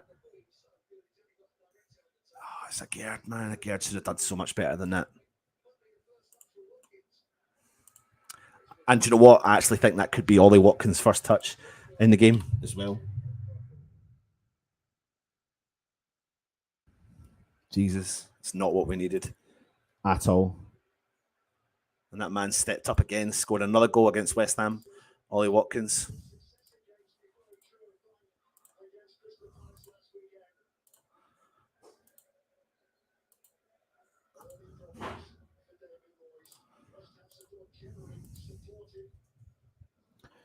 We need a reaction, man. We need a reaction right now. Immediate reaction. Show what we're capable of. Declan Rice put the ball forward, but no one's there.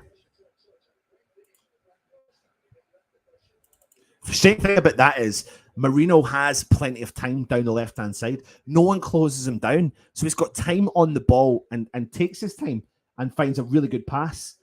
A great cross in, and it's going straight to bloody Watkins, who, of course, scores a goals against West Ham. Agard should be doing better with that, though. Agard should be doing 10 times better than that. Because there was no height, was there, really? Just landed on his head. It's a great ball from Marino. That's the problem now. You can feel the Villa fans. You can hear the Villa fans. It's deafening silence in the London Stadium. Martinez plays the ball out for Aston Villa as they're driving forward. Paqueta putting the pressure on. He wins the ball back, though, and then they've stuck a foot in and won it back as well. The ball through the middle. They found the gap. That's not what we want. Out wide right. And Aston Villa are coming on attack with Bailey. Puts onto his left foot. Space in the middle, mark him! Why is no one marking him? There's space on the right now, shoots! Goes over the bar. Oh, don't lose our heads, West Ham. Do not lose our heads, please.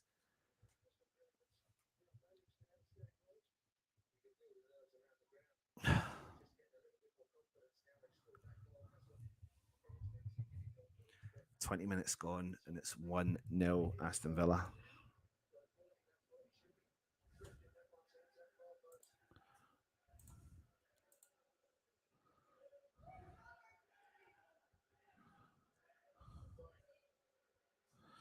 Bowen with the attack down the right-hand side for West Ham. Crosses it in early. Chested from Tyrone Mings.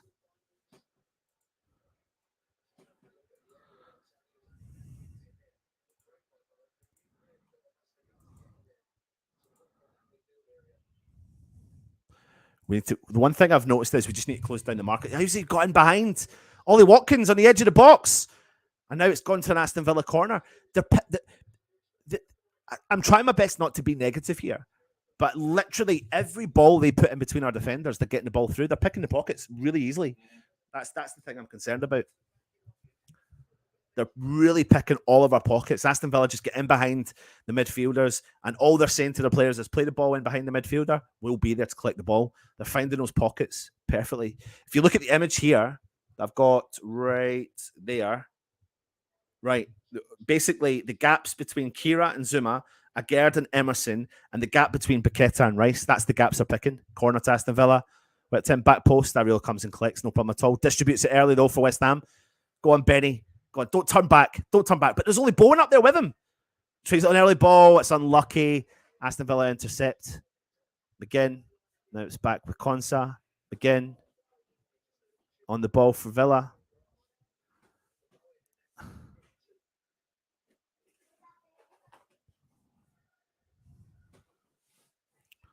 Dia. Cash.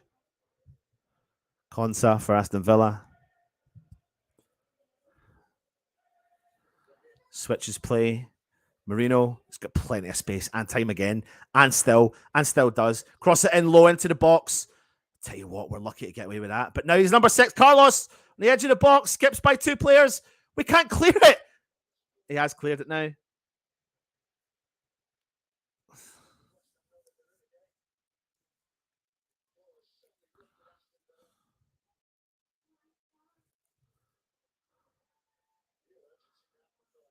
Good interception there from Tilo Kira, but Carlos has got it. And look at this space Marino's got down the left-hand side. He's inside the box. He's got time for a second touch. Do you know what? We're so lucky that he has hit that ball too hard and it's gone out for a goal kick. We are so lucky that that's happened.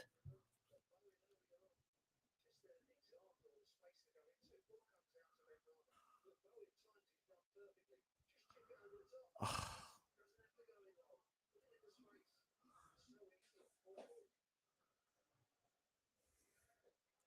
Emerson on the ball for West Ham, plays it back to Gerd. Zuma. Tilo Kira on the right-hand side for West Ham, plays the ball forward. Jared Bowen, he's got a bit of space. He's in front of the defender. He's driving in. He's cutting inside. 2 players there. Still got it. Cut back. Wins a corner for West Ham. Literally, do you know what? Fair play to Jared Bowen from nothing, from absolutely nothing. Has gained the ball on the halfway line, drove into the box. Quite simple football. Put them under pressure. They've had to tackle and it's gone out for a West Ham corner. He's spotted the gap between him and the defender and realised I can get in front of him no problem and I can outpace him. Anyway, corner to West Ham.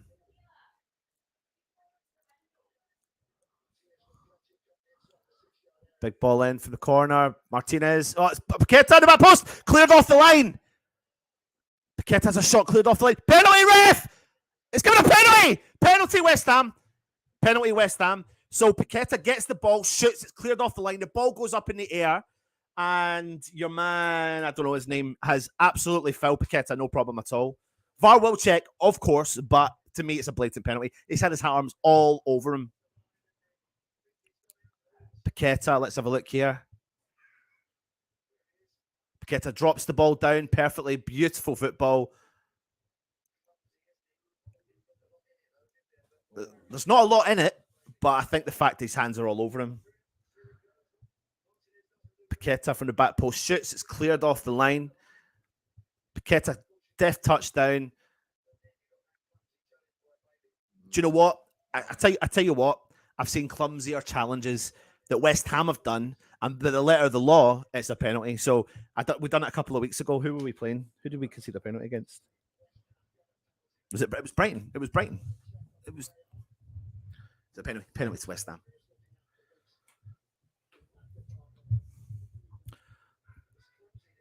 VAR are checking it.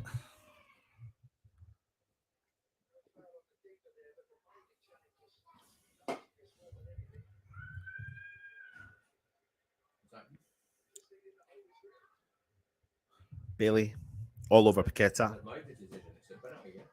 And Ben Rama steps up with the penalty. Come on, Benny!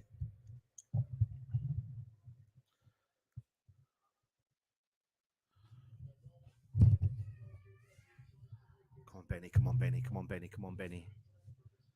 Come on, Benny.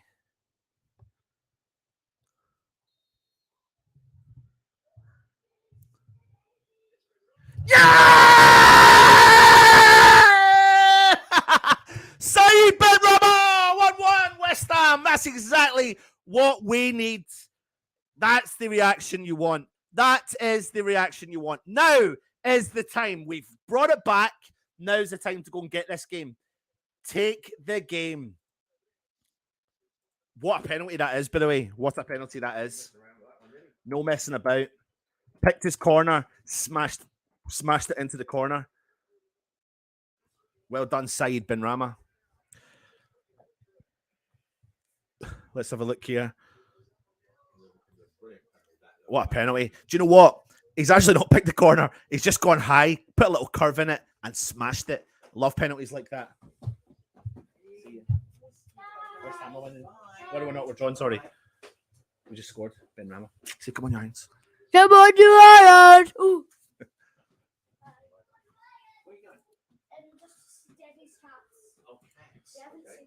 All right.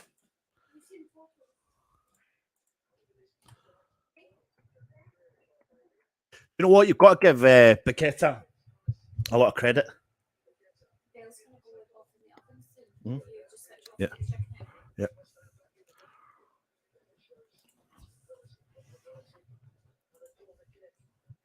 So I was saying there that you got to give Paqueta a lot of credit there for getting himself into a position of danger, you know, having a ball cleared off the line and then reacting to the level he did and forcing them into the error.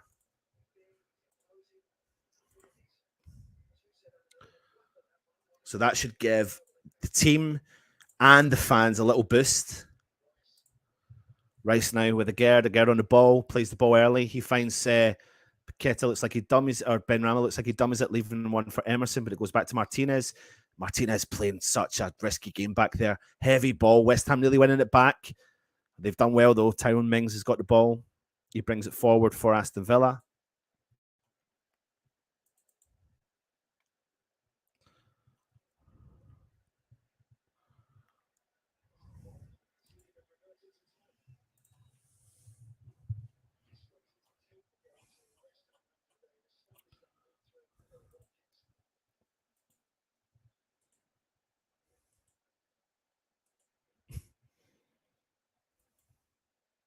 Good point, actually. Ex-Brentford players, two Brentford players played, and scored.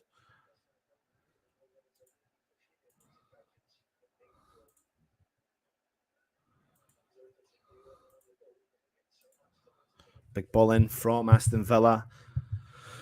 Cleared from West Ham. Tommy Soucek wins the ball with a header. He's not been involved in this game much at all. Tila Kira.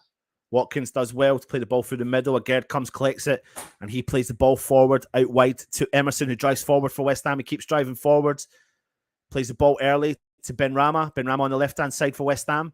Keeps hold of it. Emerson's made the run. He keeps it, plays in. Paqueta on the edge of the box, plays a ball through.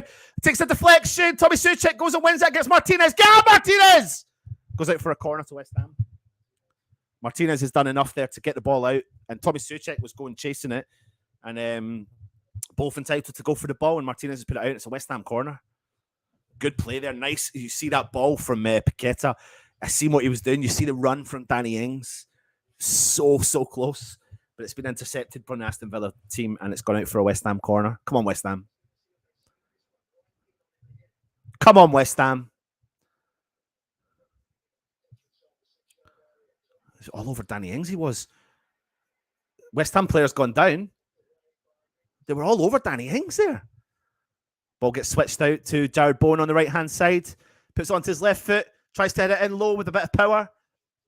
But it's cleared. And Jared Bowen's won it back again. He finds Tilo Kira. It's not Ben Rama out on the right-hand side. What ball? Zuma! Oh my God, you've got to hit the target! He's got to hit the target! The ball has literally been placed onto Zuma's head. It's a glancing header, but he just needs to put the power through it. What a ball that was from Ben Rama. Oh my God, it was like lining up. The players were lining up Tommy Soucek, Zuma, and if it hadn't gone to Zuma, it would have gone to the back post to Gerd, and he just could not hit it on target. Oh my word. Look at Danny Ings. How's the ref not blowing for that? That is ridiculous. Look at the player. Look at him all over Danny Ings. Look at him. That's ridiculous. That's ridiculous.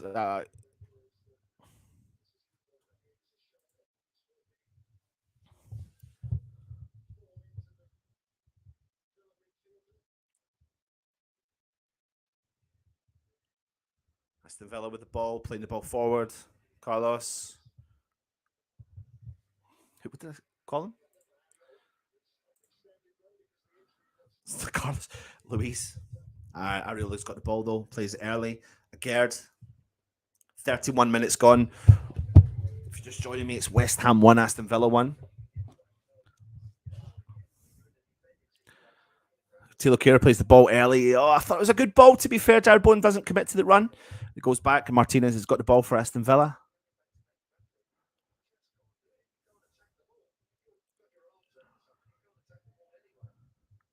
They're talking about the incident with Danny Ings, so if you don't know, when the corner's coming in, when Dia was all over Danny Ings.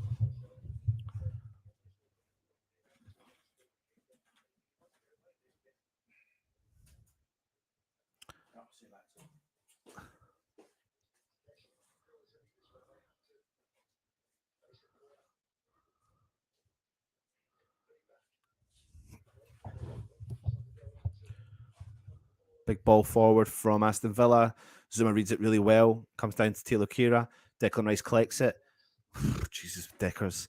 Plays it back to Areola. Clears it with his left foot.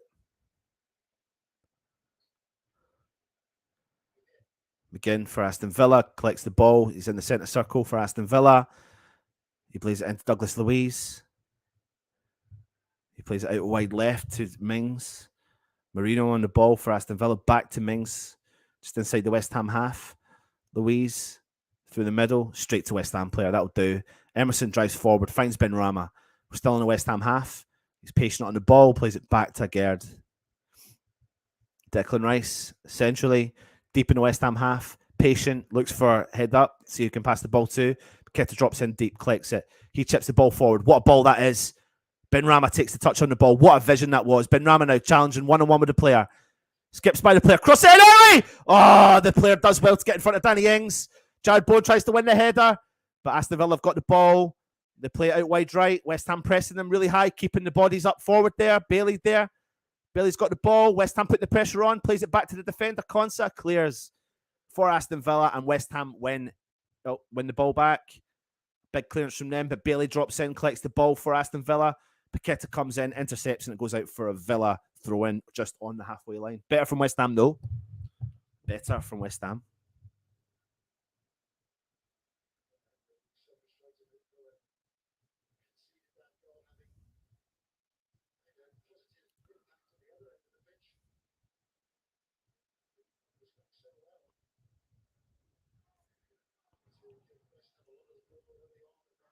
Villa just playing the ball through the middle of the park.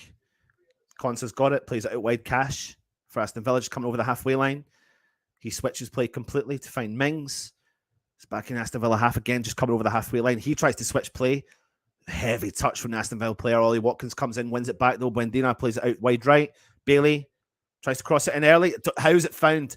How is it found Watkins? I don't know. It's a kind of half-arsed crossing. Zuma's done enough to get in front of Watkins to take the kind of power out of the shot, and it just routine save for Areola. But it's a bit scrappy from Villa going forward. They're just snatching at things. Anyway, West Ham now with the ball. Zuma's got it. Plays it out wide right to Kira. Head up. Plays it to Jared Bowen, but gives it straight to Villa. Marino plays the ball early. Referee's blown the whistle for the tackle Kira made, and it's a free kick to Villa.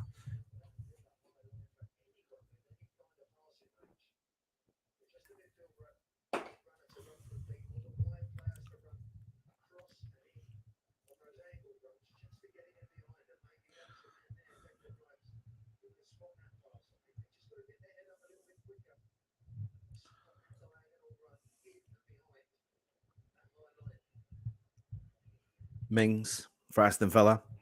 Douglas Luiz through the middle of the park in the centre circle. Tries to play the ball forward. Paqueta intercepts it, but it's back to Luiz again. Paqueta's chasing the ball down.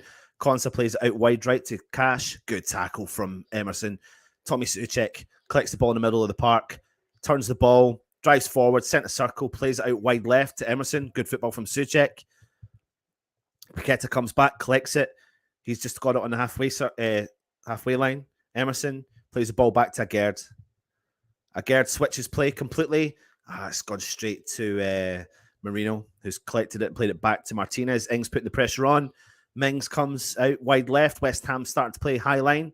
Marino with a bit of space down the left-hand side. Plays it through the middle, giving it away straight away, though. Go on. Shoots from distance. Oh, Danny Ings. Oh, no. Martinez just off the line. And Danny Ings sees him just off the line and tries to curl it in and chip it over. Tell you what, they're playing with dangerous fire, man. It was Benrahma, sorry. Oh, so unlucky from Benny. Martinez just off his line. Benrahma collects the ball about 30 yards out, sees him off it, tries to curl it in over him, but just hits it just at really at his head height. It's very unfortunate. West Ham putting the pressure on again, trying to win the ball back early in, deep in the Villa half. I prefer this though, West Ham high press. The only concern I've got is Mourinho down that left-hand side because we're giving him plenty of time on the ball. Luiz for Villa. He collects it. He drives forward. Ramsey. Back to Luiz. Back to Ramsey for Aston Villa. Bit static from Aston Villa. West Ham marking up. Mings. Luiz. Sees a space for Mourinho. He's found the gap. No problem at all behind Kira. Cross in early. That's my concern. The gaps, because Kira is committing. Because Kira is committing, they're finding that gap behind him. That's the only area of my concern. They're getting so much luck down that left-hand side. Oh, Kira committed, man, and he committed, and Mourinho just spotted the space, went into the space, and they found the ball. McGinn for Aston Villa. Luiz deep in the West Ham half. He switches play over to the right-hand side. Cash for Aston Villa. He goes wide right. Bailey on the right-hand side. Crosses in early. Straight to Areola. Routine catch. 38 minutes gone. West Ham 1, Aston Villa 1. He's gone early. He's found Declan Rice. 38 minutes gone. Dylan Tombides. Of course, we are now ambassadors of the DT38 campaign. So it's a time to stand in ovation, clap your hands. Remember the one man, Dylan Tombides, who unfortunately passed away at a tender young age from testicular cancer, prostate cancer. So we're there to support that charity as much as we possibly can as the ambassadors. Let's gone but never forgotten for Dylan Tombides. Great cause to just make everyone aware of the situation. Paqueta plays the ball up over the top. Paqueta's broke the line, broke the offside trap, crosses it in early. What a ball that is. Benrahma at the back post. Oh, he's taking it. Volley early, and it's gone out for a West Ham corner. Good vision from West Ham. Good run from Tommy Soucek. And good ball into the box for Benrahma at the back post. Better from West Ham. 39 minutes gone. West Ham 1, Aston Villa 1. Another corner to West Ham. Just watch this now. They're going to be focusing on Buendía. Danny Ings is standing on him. Let's see what he does. There's an Aston Villa player gone down. So scrappy in there. So scrappy in the box. What are they doing? What are Aston Villa doing? Cross in. Middle. Aguirre tries to win it. It's gone right up in the sky. Zuma tries to win it. It's gone down in the box. Shoots from distance for Benrahma. It's just gone wide. It's not just gone wide. It's gone about 5 yards over. It's unlucky though, but another good attempt from Benny.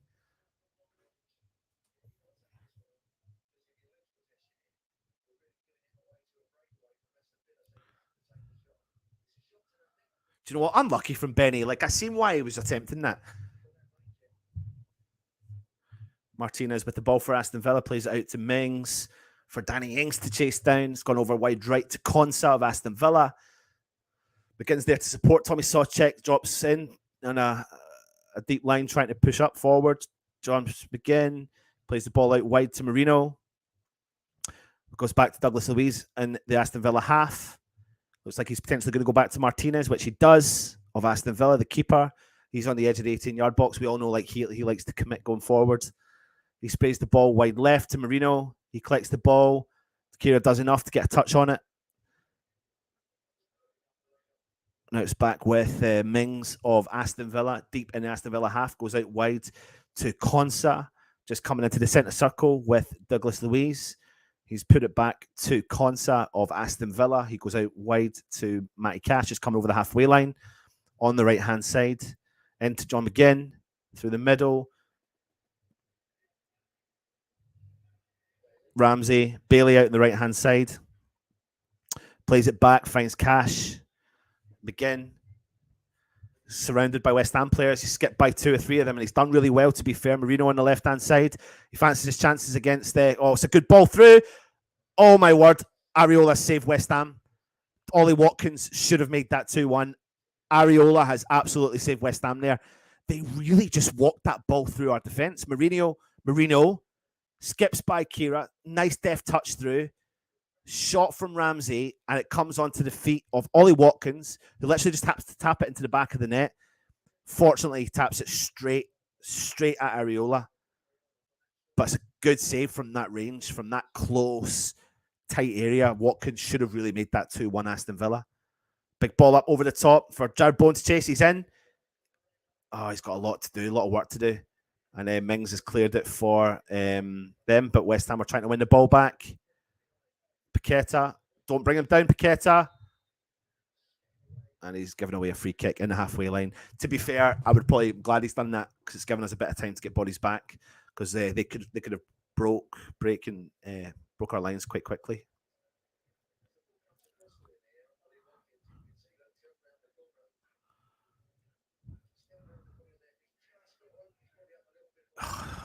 I tell you what, we're really lucky with that. Good save from Areola. 2 yards out, right at him, but from that range, it's tough. Tommy Souček's done really well to drop in, high line, win the ball back from John McGinn. It's gone straight to Konsa, but it puts the pressure on because Villa can't play the ball through the middle. They've gone out wide right, though, with Matty Cash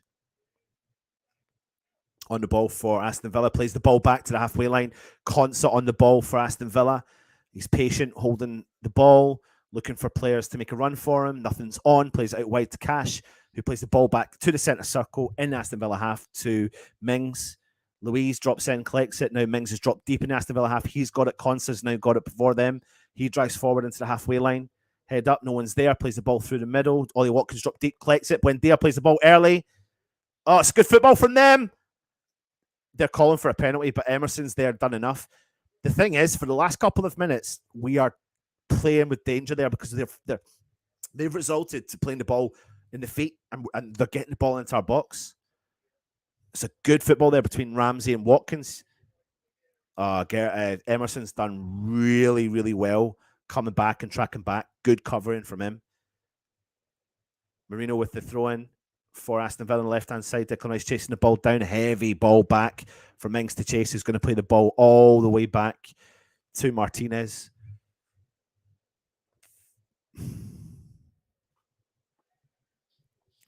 Mings coming up to the half-time marker. Louise back to Mings. Out to Konsa on the right-hand side, coming over the halfway line. Again, Aston Villa pretty static, but do get moving when they come into the final third. Buendia's made the run, but no one's not found him from Matty Cash. Matty Cash plays the ball back to Tyrone Mings in the halfway line. He's going to spray it out wide, I think, get to hold of it. How's he found that gap there? Marino on the left-hand side on the ball. Kira's there marking him. Skips by Kira, crosses the ball in early. He nearly got in front of Zuma, Ollie Watkins did, but Zuma's done enough to clear it. Paqueta now. And it looks like West Ham have won a throw-in deep in our own half.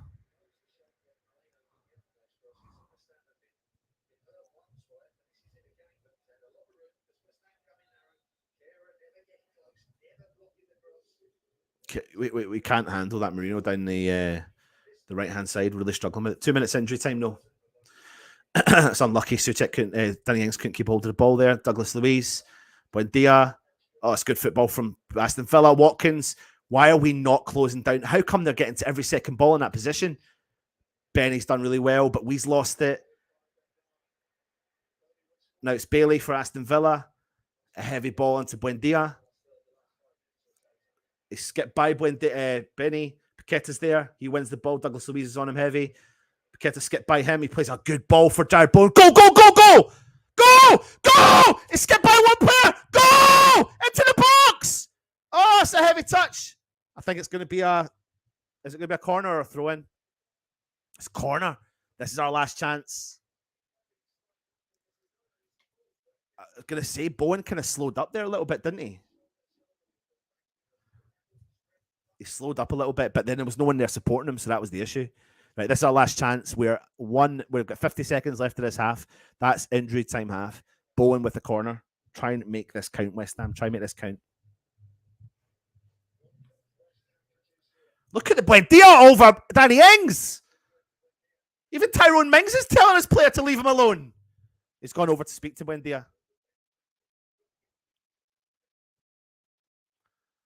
There you go, right? There's the first warning to Buendia. If he does it again, I swear to God, they'll get a penalty.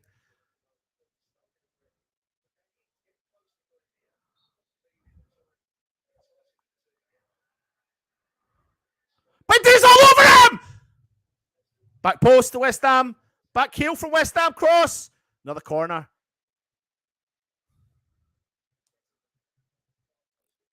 Unlucky from Paqueta. Come on, West Ham. This is the last chance. Last chance to West Ham. I know some of you are ahead. I can't see the chat. I will come on to it in a second. Corner to West Ham. Jesus, look at those players all over them. Cross in. Oh, front post. And the referee blows the whistle for halftime. There you go. Halftime. West Ham 1, Aston Villa 1. What do you think of that? Where is my mouse gone? There it is there. Put your comments in and go through it. I'm going to go and take a break as well, but I'll just quickly bring some of them up if I can find them. Where are we? Yeah, a lot of people not happy with Tilo Kira today. He can't defend. Wake up, Tilo. Johnson is not worse. Second half, we need to take this game by the balls. Should be 2 for them. Sounds like a live the game from Simone Zaza. So check in. I'm available on a free. Come on, West Ham. Come on, how often do West Ham get these chances? Looking more positive, though. You're right. 1-1 half-time. Smash the like, please do. Listen, I'm going to go and take a break, but I will be back for the second half. Chat amongst yourself, and I'll bring you the commentary for the second half. Come on, you Irons.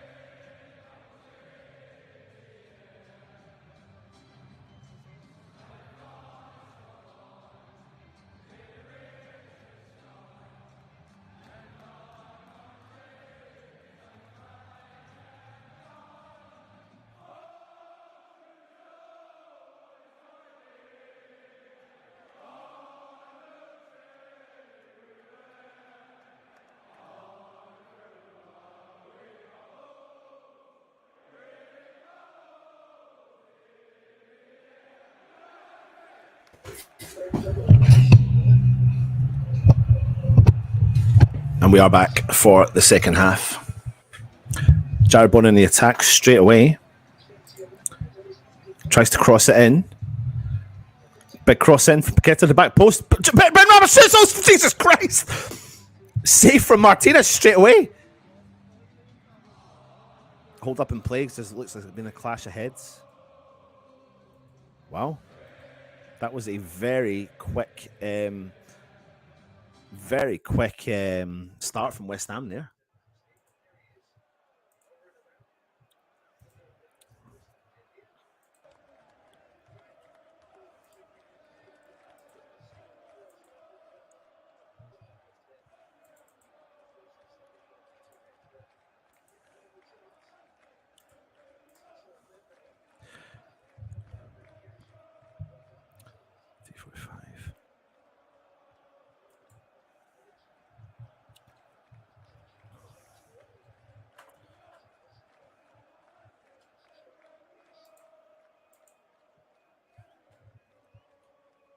Just waiting for Ben Rama to come up. Just give me 2 seconds. I need to get something out of the oven.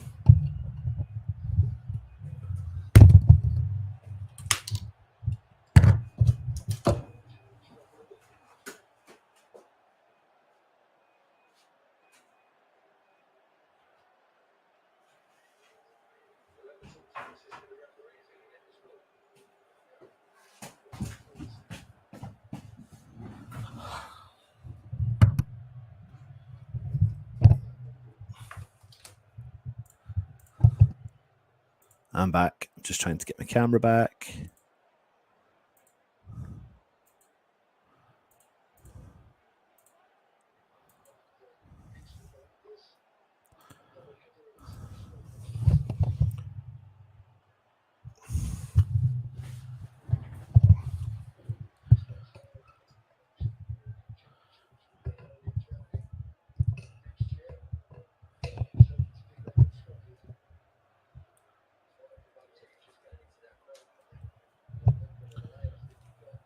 Just had a little break of play there because Ben Rama went down with a clash of heads, but he's back up, back on the park, and the game has kicked off again. Aston Villa was just playing the ball through the back of the defence. Ball through the middle. John McGinn sprays the ball out to the wide left. Marino on the ball again, a bit of space and time, crosses it in early. Declan Rice has done enough there to put the player off, Bandina off. It looks like it's gone for a West Ham goal kick.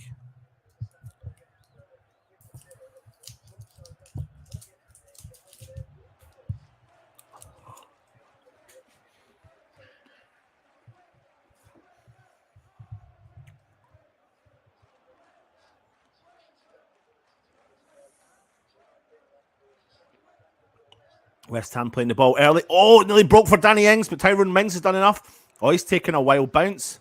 Can't clear the ball for Aston Villa. Well, it looks like it's gone out for a West Ham throw-in. Deep in Aston Villa half. 48.5 minutes gone. West Ham 1, Aston Villa 1.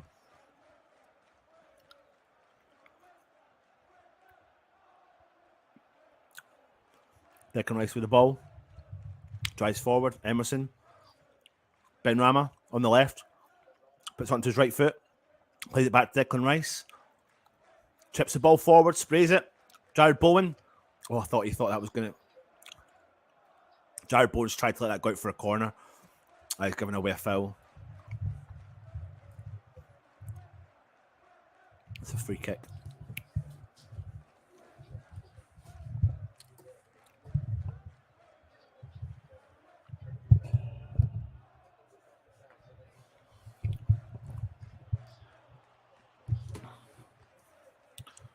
It's a free kick deep to Aston Villa. Deep in their own half. Zuma's done enough. Put the pressure on, but Matty Cash drives forward for Aston Villa down the right-hand side. Cuts inside, puts it back onto his right foot. Bailey for Aston Villa on the right-hand side. Sprays the ball through the middle. John McGinn. Mings is driven forward. He collects the ball. Deep in the West Ham half. Marino, space and time on the ball again. Buendia. Douglas Luiz. keeps a hold of the ball, tries to skip by Paqueta, plays the ball through the middle. It's quite a simple ball, and it does break our line, but Zuma comes down, collects it, and smashes the ball out for an Aston Villa throw-in.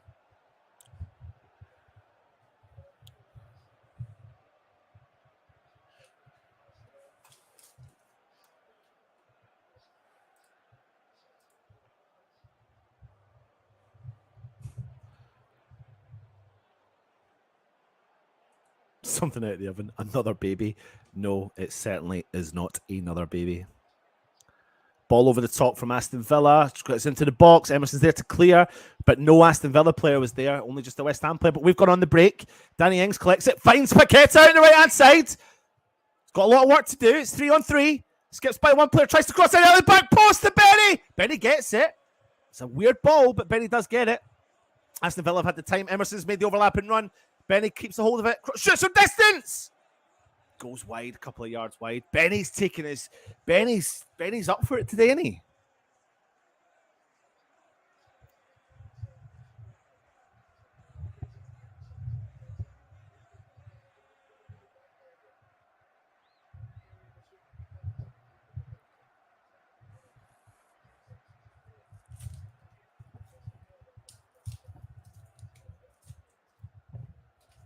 A couple of more then, Benny.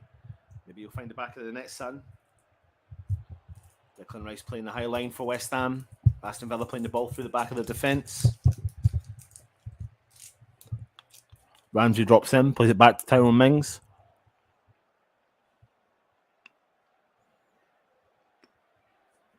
Martinez, Villa.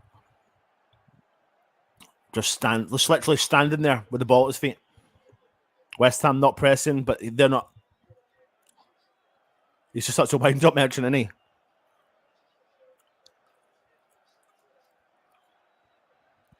He plays it out left. Villa playing it out from the back. West Ham have won it back. Douglas Luiz has won it back for Villa. West Ham won it back again. Rice is dispossessed though. Buendia plays the ball in. Watkins plays the ball through. Agaird's there, but he's bullied off the ball too easy. Cross into the middle. Cleared from West Ham. Good football from us there to get out. Rice, Emerson. Suchek gives the ball straight away. We've won it back. What a ball that is from Kira. Plays in Bowen. Bowen on the right-hand side. He's got a lot to do. Puts onto his left foot. Paqueta from distance.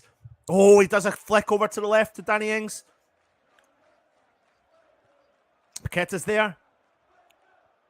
Oh, no one's made the run for him. I see what he's trying to do, but no one's got that vision to do that.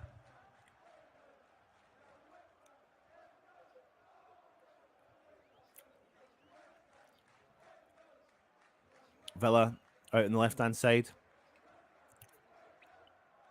Douglas Luiz. Bowen coming in now to try and collect the ball, but he can't. It's gone back to Mings. Douglas Luiz in the middle of the park. Plays it through. John McGinn's got space and time on the ball through the middle. Plays it out left. Back to John McGinn. He's going to shoot from distance. It goes over the bar. Take that. We'll take that.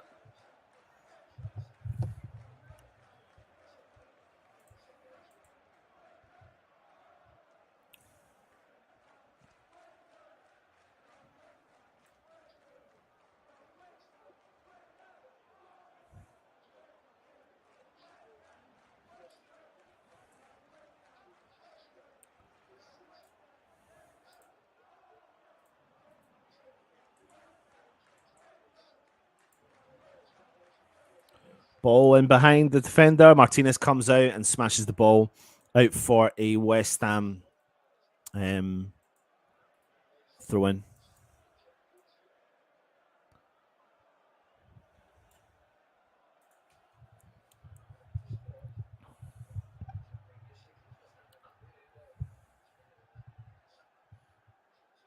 Zuma plays in Agaierd. Switches play over to Emerson on the halfway line for West Ham. Declan Rice back to Agaierd in our own half. He's big ball up over the top, tries to find Bowen, but the Aston Villa defenders read it well. They've dropped in deep from Ollie Watkins, but Paqueta's put enough on the ball there to win it back, and Zuma's retained possession for West Ham in our own half. Back to Agerd. Plays it up to the left-hand side to Declan Rice, just coming up to the halfway line. He cuts back to Agerd. Back to Deckers again. Deckers is calling players to come forwards. Agerd collects the ball. He's going to drive forward a little bit, but sprays the ball over to Zuma on the right-hand side. He goes long and switches play completely. It's a great ball to Benny. Takes a heavy touch. Got a shoot from distance. I don't know if he saved that. Is that a pen? Is that a corner? What a ball that is from Zuma, but what a touch that is from Saeed bin Rama. Look at the angle ball there. Crossover, pin perfect. Ben Rama, what a touch. On the edge of the box, takes a second touch. I think Martinez gets a slight touch on it. He does, and it's a corner, West Ham. Come on, West Ham. Corner. Into the middle. Martinez tries to punch it. Paqueta shoots from distance. Oh, he's taking a heavy tackle. But West Ham have won it back with Ben Rama out on the left-hand side. He plays it back to Emerson, who finds Kira on the right-hand side. Switch play. Good ball to Benny on the left-hand side. Takes a touch. Tries on the one player. Tries to cross it in. Cleared from Aston Villa. Out for a West Ham throw-in. Better West Ham. Come on, West Ham! Emerson takes the throw-in. Finds Benny. Got a lot of work to do. He skipped by the two players. What a good play that was. Paqueta to Benny. Matty Cash clears. Straight to Emerson. On the edge of the 18-yard box. Tries to cross it in. Takes a deflection. Goes out for a throw into West Ham. Right on the corner flag.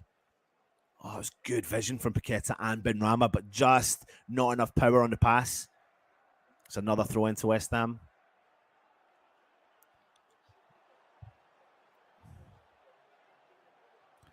That's it. They're going to say Emerson cross, and it's a corner, West Ham. What the commentators were saying there was the problem for Aston Villa right now is Ben Rama. Give Ben Rama the ball because he's got the confidence. That's what you need to do. 9 corners to West Ham and Aston Villa have got 1. 57 minutes gone. West Ham 1, Aston Villa 1.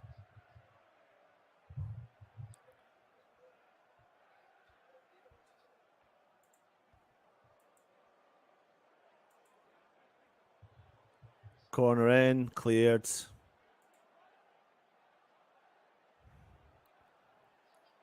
Good football from Benny. Plays in, Emerson. Cross in.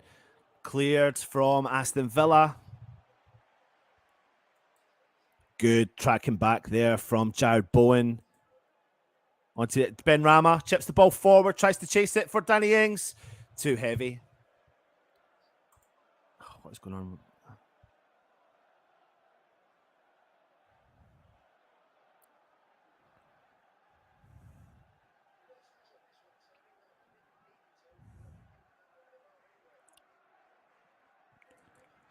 Mandy is saying Benny is seeing a lot of the ball. Get Antonio in there with Ings. Benny will find one of them. Antonio is not on the bit. Oh, it's a heavy touch from Aston Villa. Martinez, good pressure from West Ham, but they've done well to get themselves out of this situation.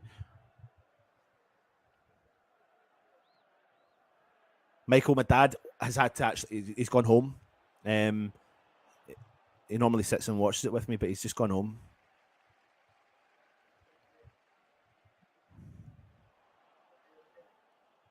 Oh, he's just Buendia. I don't know what Buendia's doing. Oh, God, he's still got the ball. Driving through the middle. Don't know how he's giving it. Chips the ball forward, and Areola comes out and collects it. Buendia goes down as if he's looking for a foul, but as if he uses that to his benefit. Spins around on the floor, gets the ball around the West Ham players, and then drives forward. That's a good attack from Buendia. Probably the best bit of play he's had. Arsenal 3-0 up against Fulham away. Paqueta.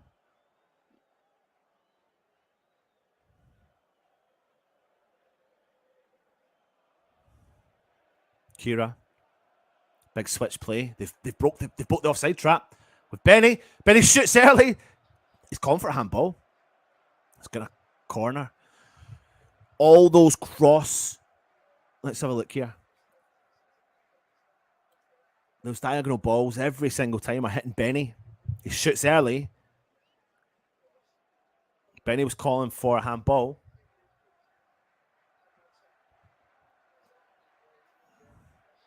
We've never. I mean, it has hit his hand, but it was right beside his ribs. And it's a corner to West Ham.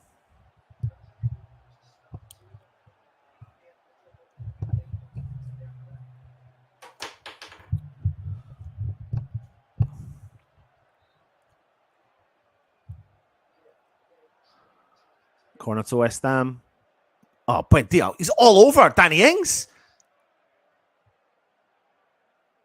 West Ham win another corner here. The ref will be watching that.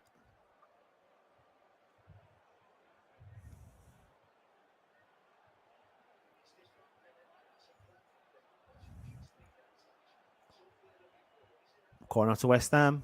Big ball in the box. Back post. Misses every single Aston Villa man. And who's there in the back post? Emerson, but he just can't get enough on it.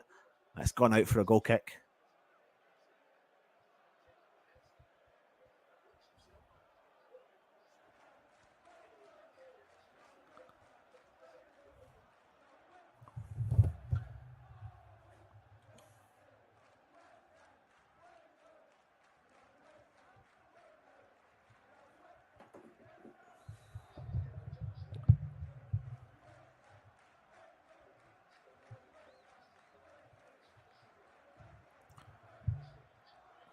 Declan Rice plays the ball back to Agard. Agard plays the ball out to the left to Declan Rice. Declan plays it back to Agard. He switches play, puts it over to Zuma on the right-hand side, just coming over the halfway line, plays the ball into Paqueta. Paqueta chips the ball up over the top, goes to no one, and it goes out for an Aston Villa throw-in. Here's a question for you all in the chat. Subs. Aston Villa are about to make 2 subs. And it looks like West Ham are potentially calling players back as well. What would you do? Looks like Lucas Digne's coming on for Villa. The once linked to West Ham player.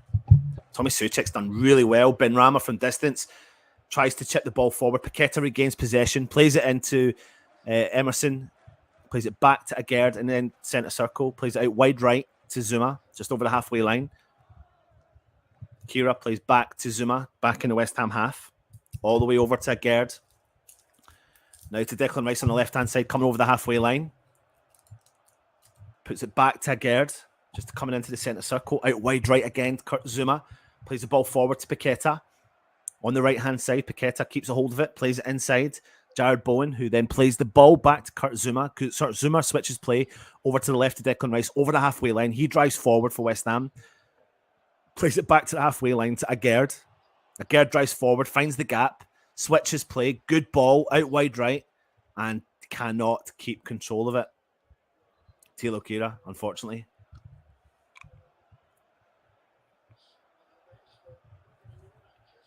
Double substitution from Aston Villa. Traore and Luca Digne. And Marino is coming off for Aston Villa, which has probably been one of their best players. Quite surprised at that one.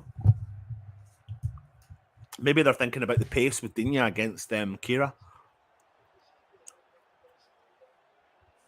Bailey's off. Traore's on.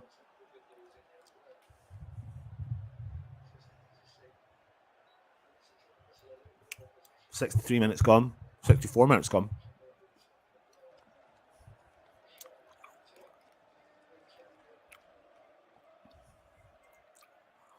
West Ham have won it back, but Aston Villa have dispossessed us.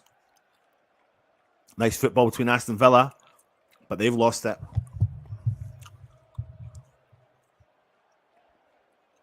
Again, drives forward. Paqueta. He's looking frustrated.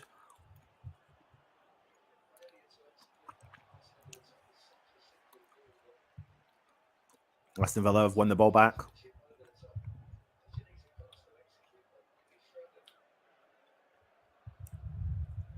Douglas Luiz for Aston Villa in the halfway line. A heavy touch from Watkins. Emerson plays the ball back to Areola. Areola goes long.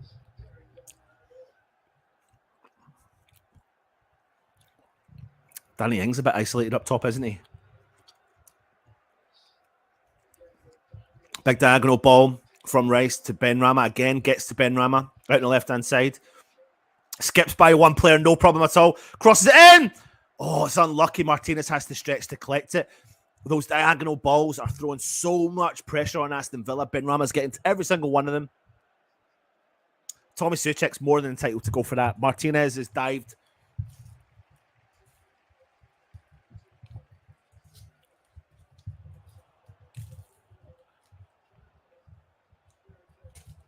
Let's have a look and see what everyone's saying while they're checking out on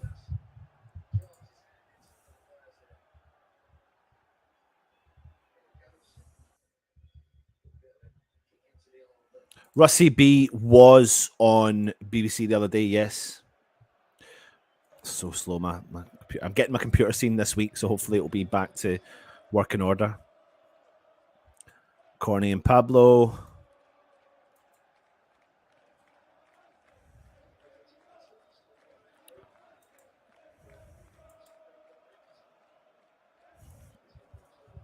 Martinez with the ball now for Aston Villa, playing with fire at the back.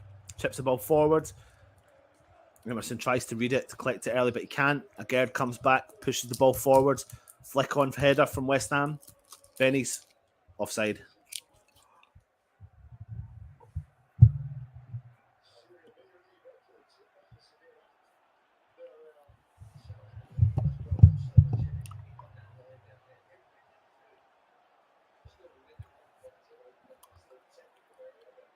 Douglas Luiz, West Ham playing a high line again.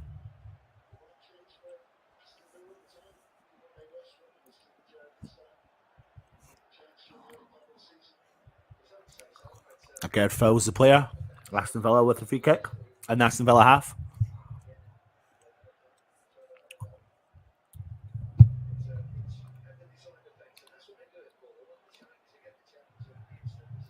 Cornsa, Mings for Aston Villa.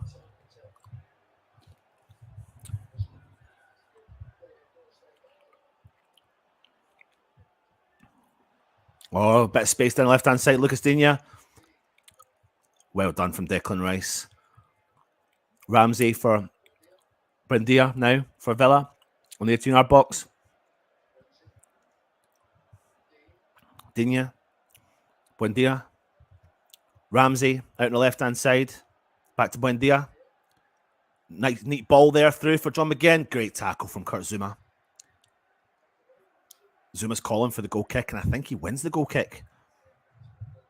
It's a great tackle from Kurt Zouma. John McGinn has made a really good run. Kurt Zuma's come in, intercepted the ball, and actually hit the ball off of John McGinn, and it's gone. The goal kick for West Ham. Tilo Kehrer now on the right-hand side. Declan Rice has dropped deep. He collects the ball. Paqueta's dropped into the space there. He collects it for West Ham. Out wide to Emerson. Back to Paqueta. Gerd.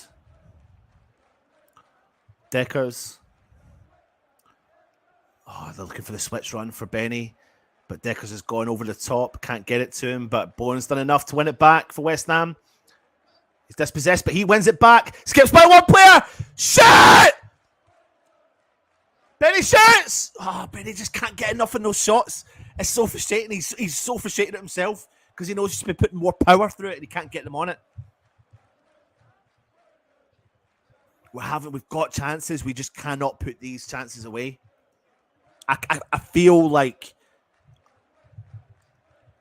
because Ings currently.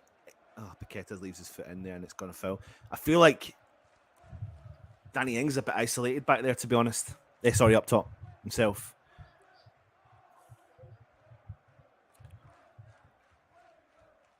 Benny's been by far our best player. Ball through the middle for Aston Villa. John McGinn drops deep, collects it, coming into the centre circle, over the halfway line, still carries the ball. Paqueta's going to get a yellow card for that. That's a ridiculous tackle from Paqueta. That's a frustrating tackle from him. He's frustrated.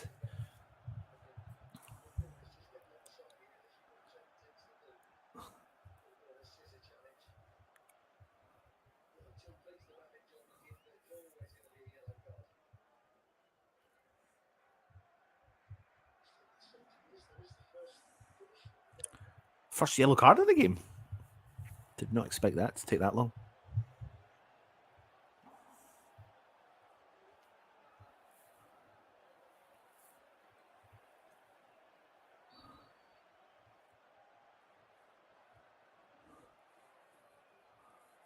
Villa with the ball. John McGinn tries to chip the ball forward. He does find the player, Lucas Digne, on the left-hand side. Chips the ball into the box. That's enough. It's gone to the Traore on the right-hand side. Puts onto his left foot. Blocked from West Ham. Can West Ham break, though? Paqueta on Tyrone Mings. John McGinn goes early, up over the top, down the left-hand side. Taylor Kira's there, wins the header. And it goes out for a Aston Villa throw-in. 70 minutes gone. West Ham 1, Aston Villa 1. You are watching the West Ham Network. If you're new around here, please subscribe. If you can't comment, it's because it's subscribers only, I believe. Throw into Aston Villa. Mings, Konsa on the halfway line for Villa. Back to Mings on the left-hand side. Through the middle, Buendia. Heavy touch. West Ham are going to win it back, but we have won it back. We're on the break. It's 2-on-2. Benny, Ings. Oh, it's a terrible pass from Ben Rama. It's a really bad pass from Ben Rama.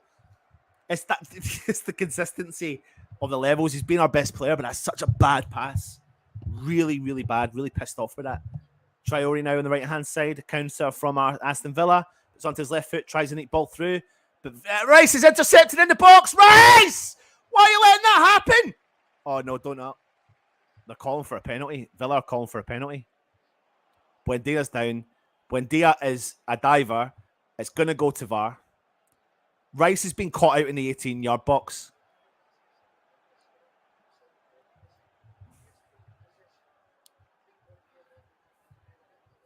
Oh, God, I really hope he's not put his foot through him.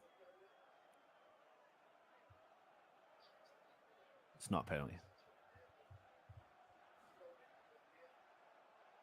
It's not a penalty.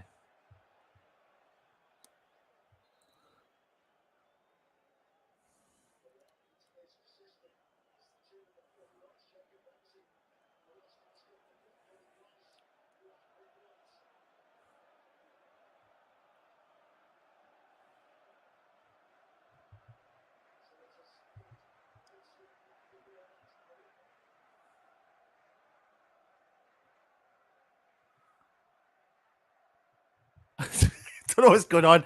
It's ridiculous.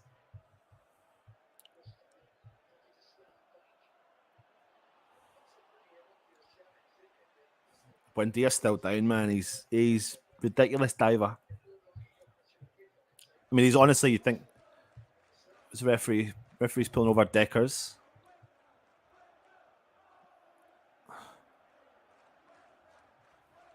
And McGinn.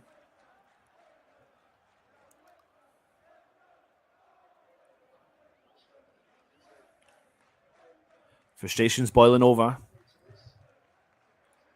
Referee talking to the two captains.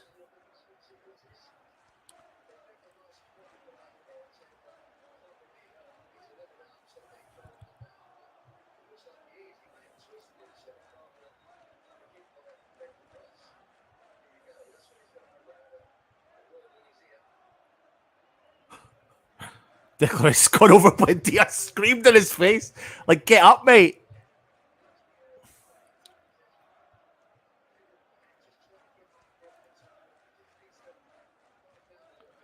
Pablo Fornals. That looks like the sub.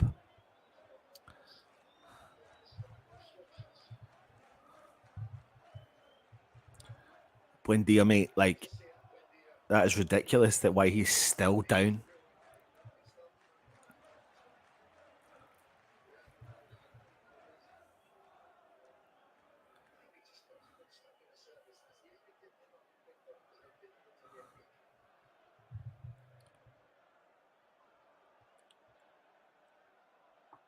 Right, Pablo Fornals is coming on. Moyes giving Ben Rama. And Ashley Young coming on for Aston Villa.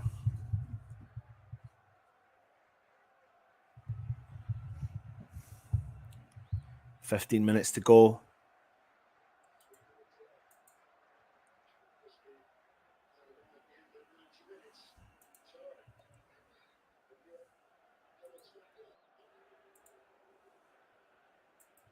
Buendia back on the field. Still hobbling.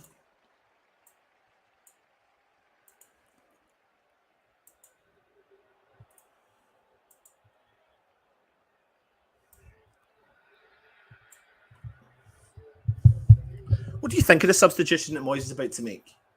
I'm trying to pinpoint who he's going to bring off because he cannot bring off Ben Rama. Paqueta?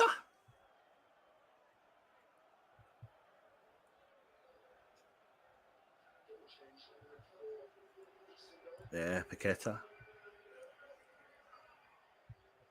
Oh, he's not happy. Oh my God, he's not happy at all. Paqueta has gone off in a stinker.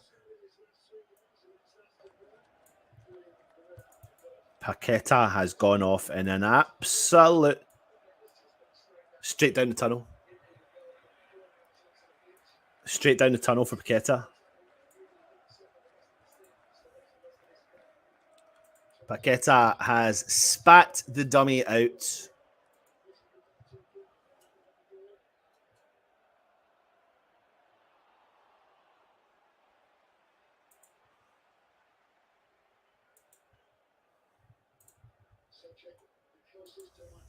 Corner to West Ham.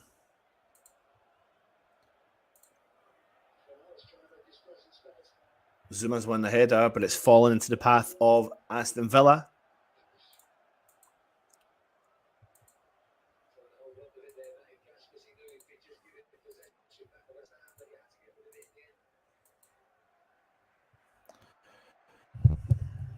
Big ball up over the top to Fornals. Tries to find its way to Benrahma. Martinez comes out, collects it. Traore on the right-hand side for Villa.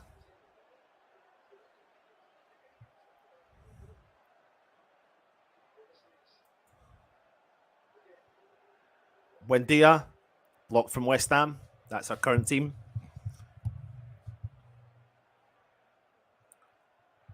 You might find that Fornals is maybe a bit further forward than what I've got in there. It is actually a little bit like that. I might probably should change that. I just want to watch the game though. Don't want to miss out on it.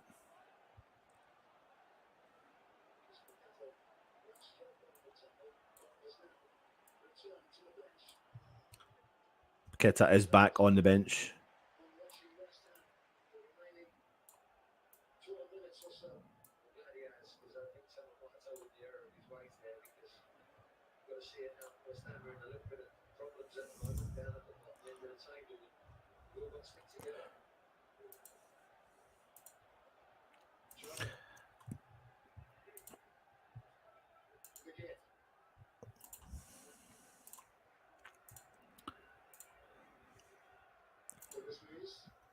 Traore for Aston Villa down the right-hand side.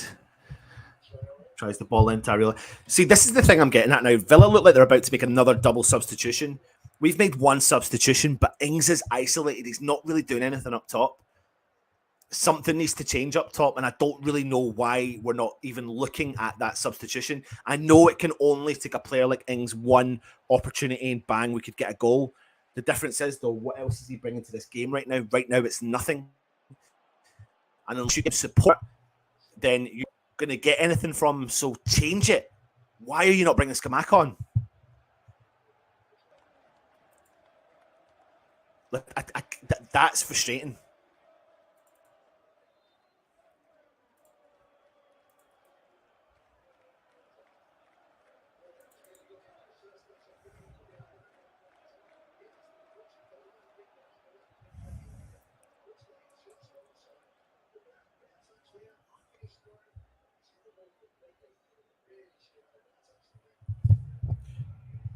Buendia is off for Aston Villa and Duran is on. And Matty Cash come off also for Aston Villa. And Ashley Young. That was Ashley Young.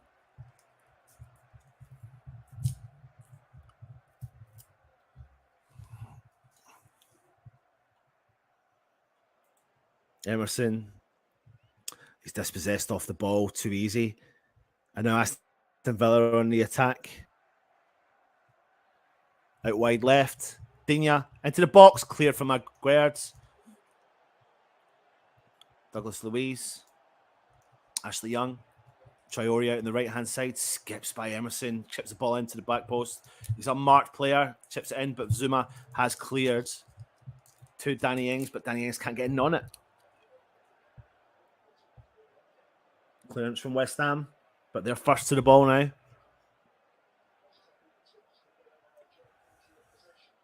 A lot of possession from Aston Villa. Watkins has dropped deep. McGinn out wide. Douglas Luiz. Digne crosses it in. Takes a deflection. Zuma clears it.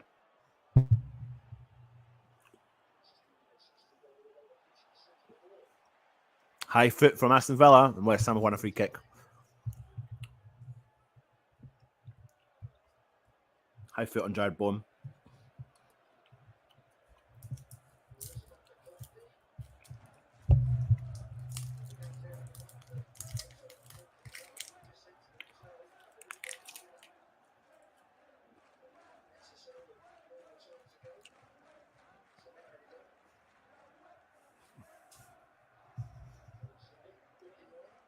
Looks like they're about to make another sub, but I just don't know who.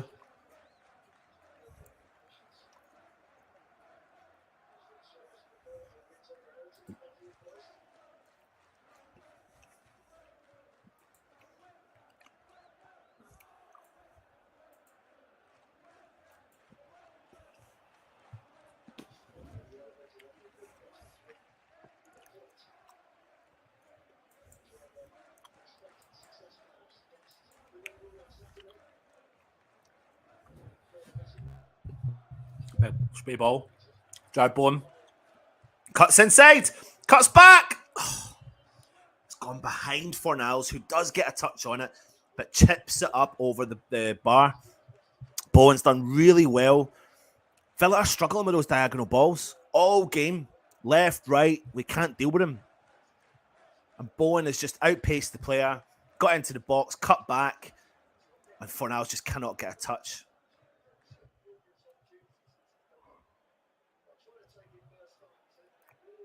Oh, it's so unlucky.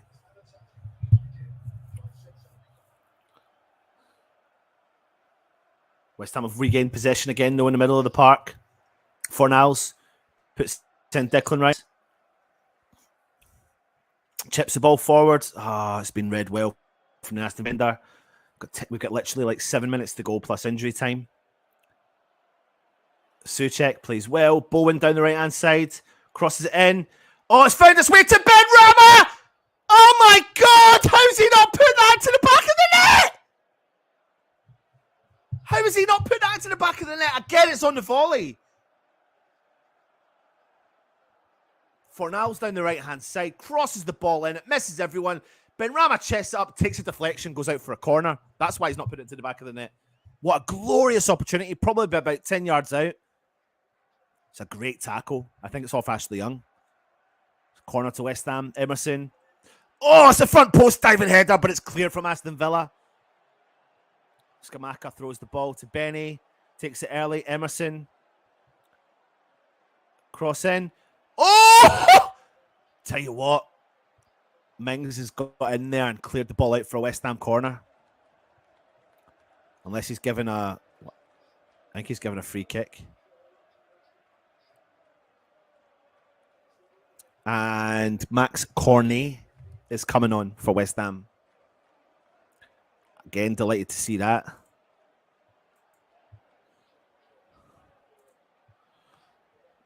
Another change from Aston Villa.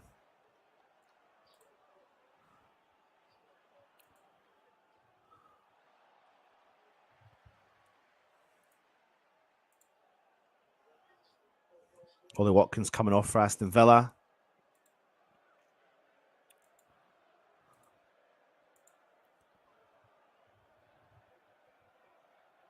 Danny Ings and Max Cornet is coming on for Danny Ings. Not even Scamacca. Oh, I don't know if...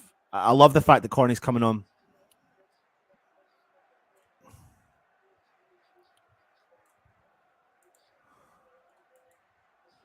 But really good to see Max Cornet back for West Ham.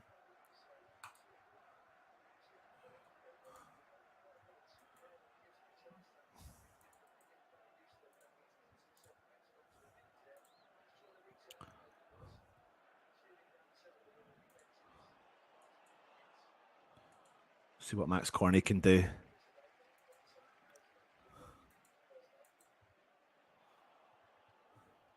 Big ball up over the top for Aston Villa to chase. They've got it. We've got bodies back. Duran sprays the ball wide to Digne.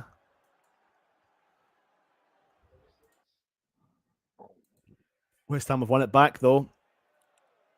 Benrahma in the middle of the park goes a big up and under. Max Cornet leaves a lot of work for Max Cornet, but he comes back and wins it. Comes back in again, wins it back again for West Ham. Switgord's been on the park 2 minutes, and I think he's done more than. I'm not slagging off Danny Ings, but he has done more than Danny Ings already in about a minute.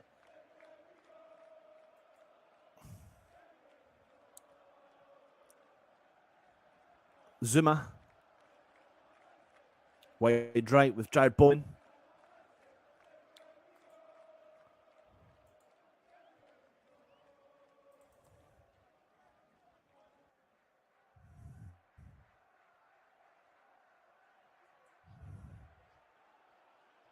West Ham keeping hold of possession just now.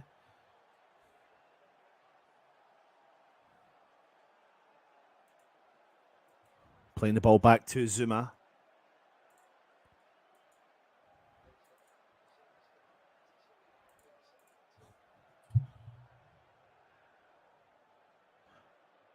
Right with a big ball up over the top. Looks like Corney's broke the offside trap. Can't get a hold of the ball, though. Oh, he hasn't. He hasn't.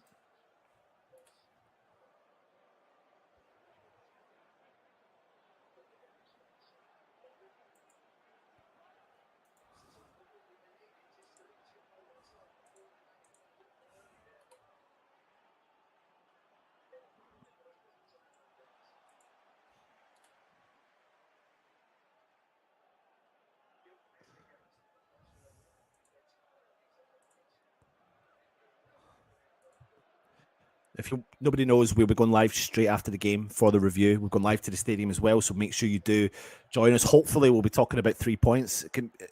One each. The game can go anyway. Game can go anyway. Traore.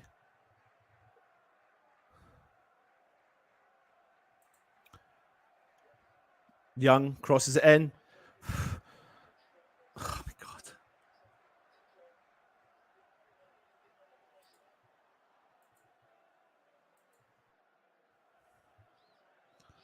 Can't seem to get a hold of the ball.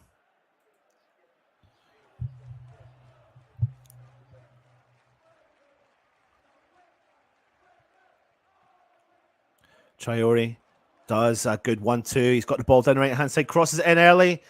Gosh, blocked from West Ham. It goes out for an Aston Villa corner. Jesus Christ.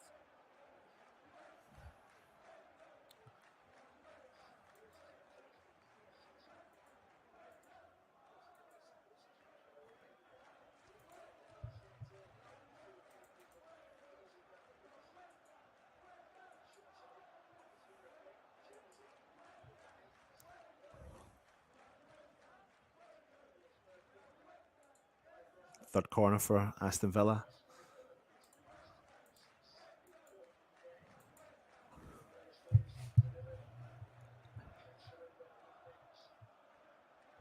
Douglas Luiz with the corner for Aston Villa. We're coming into the 90th minute now. Oh my God, they should have put the ball in the back of the net. They should have put the ball in the back of the net. Do not know. Glancing headers fell to the Aston Villa player, and it's hit it straight at Areola.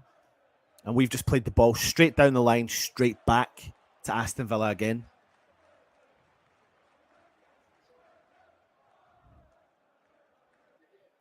McGinn.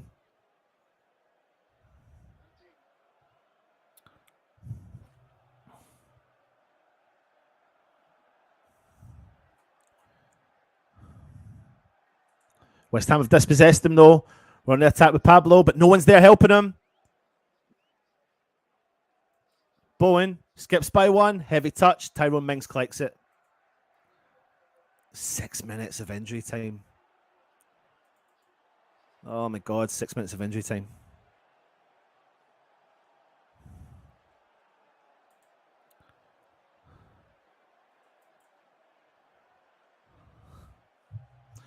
Traore down the right-hand side for Aston Villa. Plays it back. Ashley Young. Chips the ball forward. John McGinn to chase. Declan Rice is there. Tries a funny trick. Traore gets to it. West Ham have done well with Emerson. Plays the ball forward to Ben Rama. Ben Rama on the challenge. Cornet's made the run. Chip ball forward. But he can't get the ball over the top. And the ball gets played back to Martinez. 5 minutes to go, West Ham. 5 minutes to go.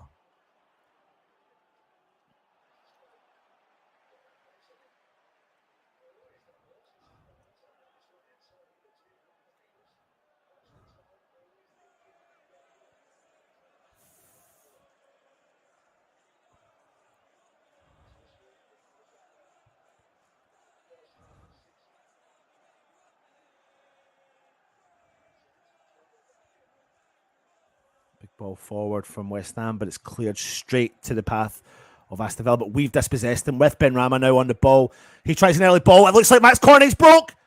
I think he's broke. Oh, it's saved from Martinez. Flag was up offside, but you can see the difference something like Max Cornet makes. Has he gone early? Let me have a look. Oh, he's unlucky. It is offside. But you can see the thinking.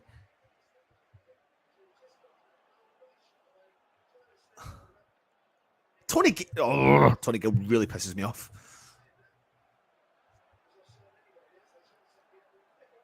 Jesus.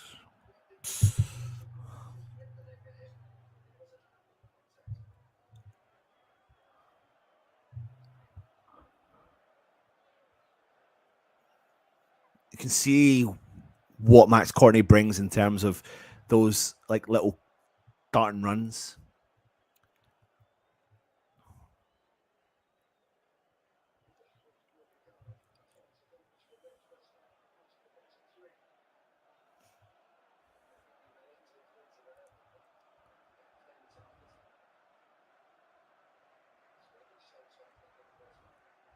Zuma with a clearance for West Ham. Declan Rice.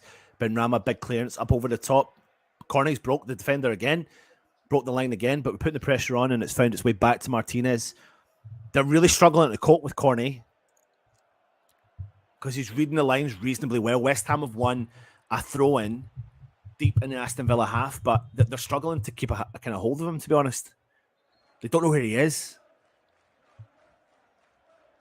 Got 3 minutes to go. Remember, if you are watching, we are going live on the review show straight after the game. We'll be going live to the stadium, getting some opinions from fans as well. Emerson out on the left. Emerson driving forwards for West Ham. Plays the ball back to Declan Rice. He's going to switch the play over to the right-hand side. Tilo Kira looks for Jared Bowen. Cuts back. Souček through the middle, but he doesn't give it to him. He plays the ball through to Gerd. Emerson comes in and collects it. Ben Rama's there, but he's going to give it to him. He does. He finds the gap for Ben Rama. Ben Rama's going to cross the ball in. It's a good cross. Martinez comes in for the collision against his own defender. Oh, it's a massive collision between the West Ham. It's Declan Rice and Callan Chambers. Emerson and Chambers. And this little injury play now is going to take us to the end of the game, isn't it?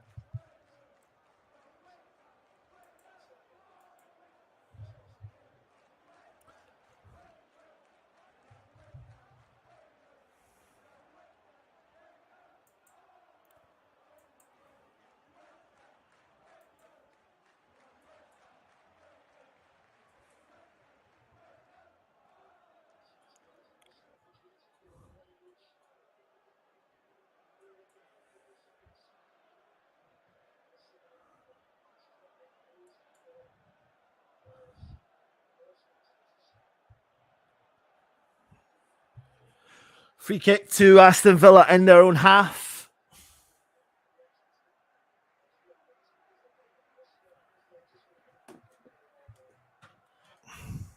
Big ball up the top.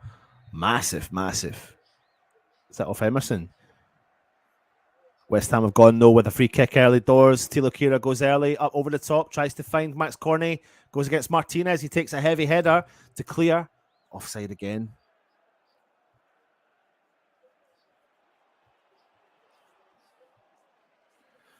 The review will be live straight after. What happens is you'll get transferred over, and if you're not, our video will appear up. Click on it, it'll take you across.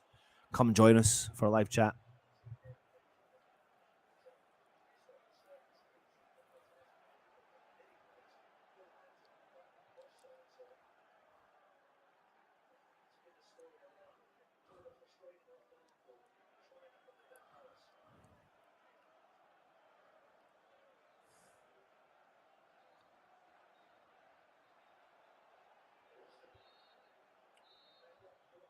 There you go. Full time at the London Stadium. Some booze going around the stadium. We've moved out of the relegation zone, but come across to the review and get your points across on there. I've got a few things I want to say on there as well, so I'll join you across on the review show just now. Thanks for watching. West Ham 1, Aston Villa 1. Come on, your irons.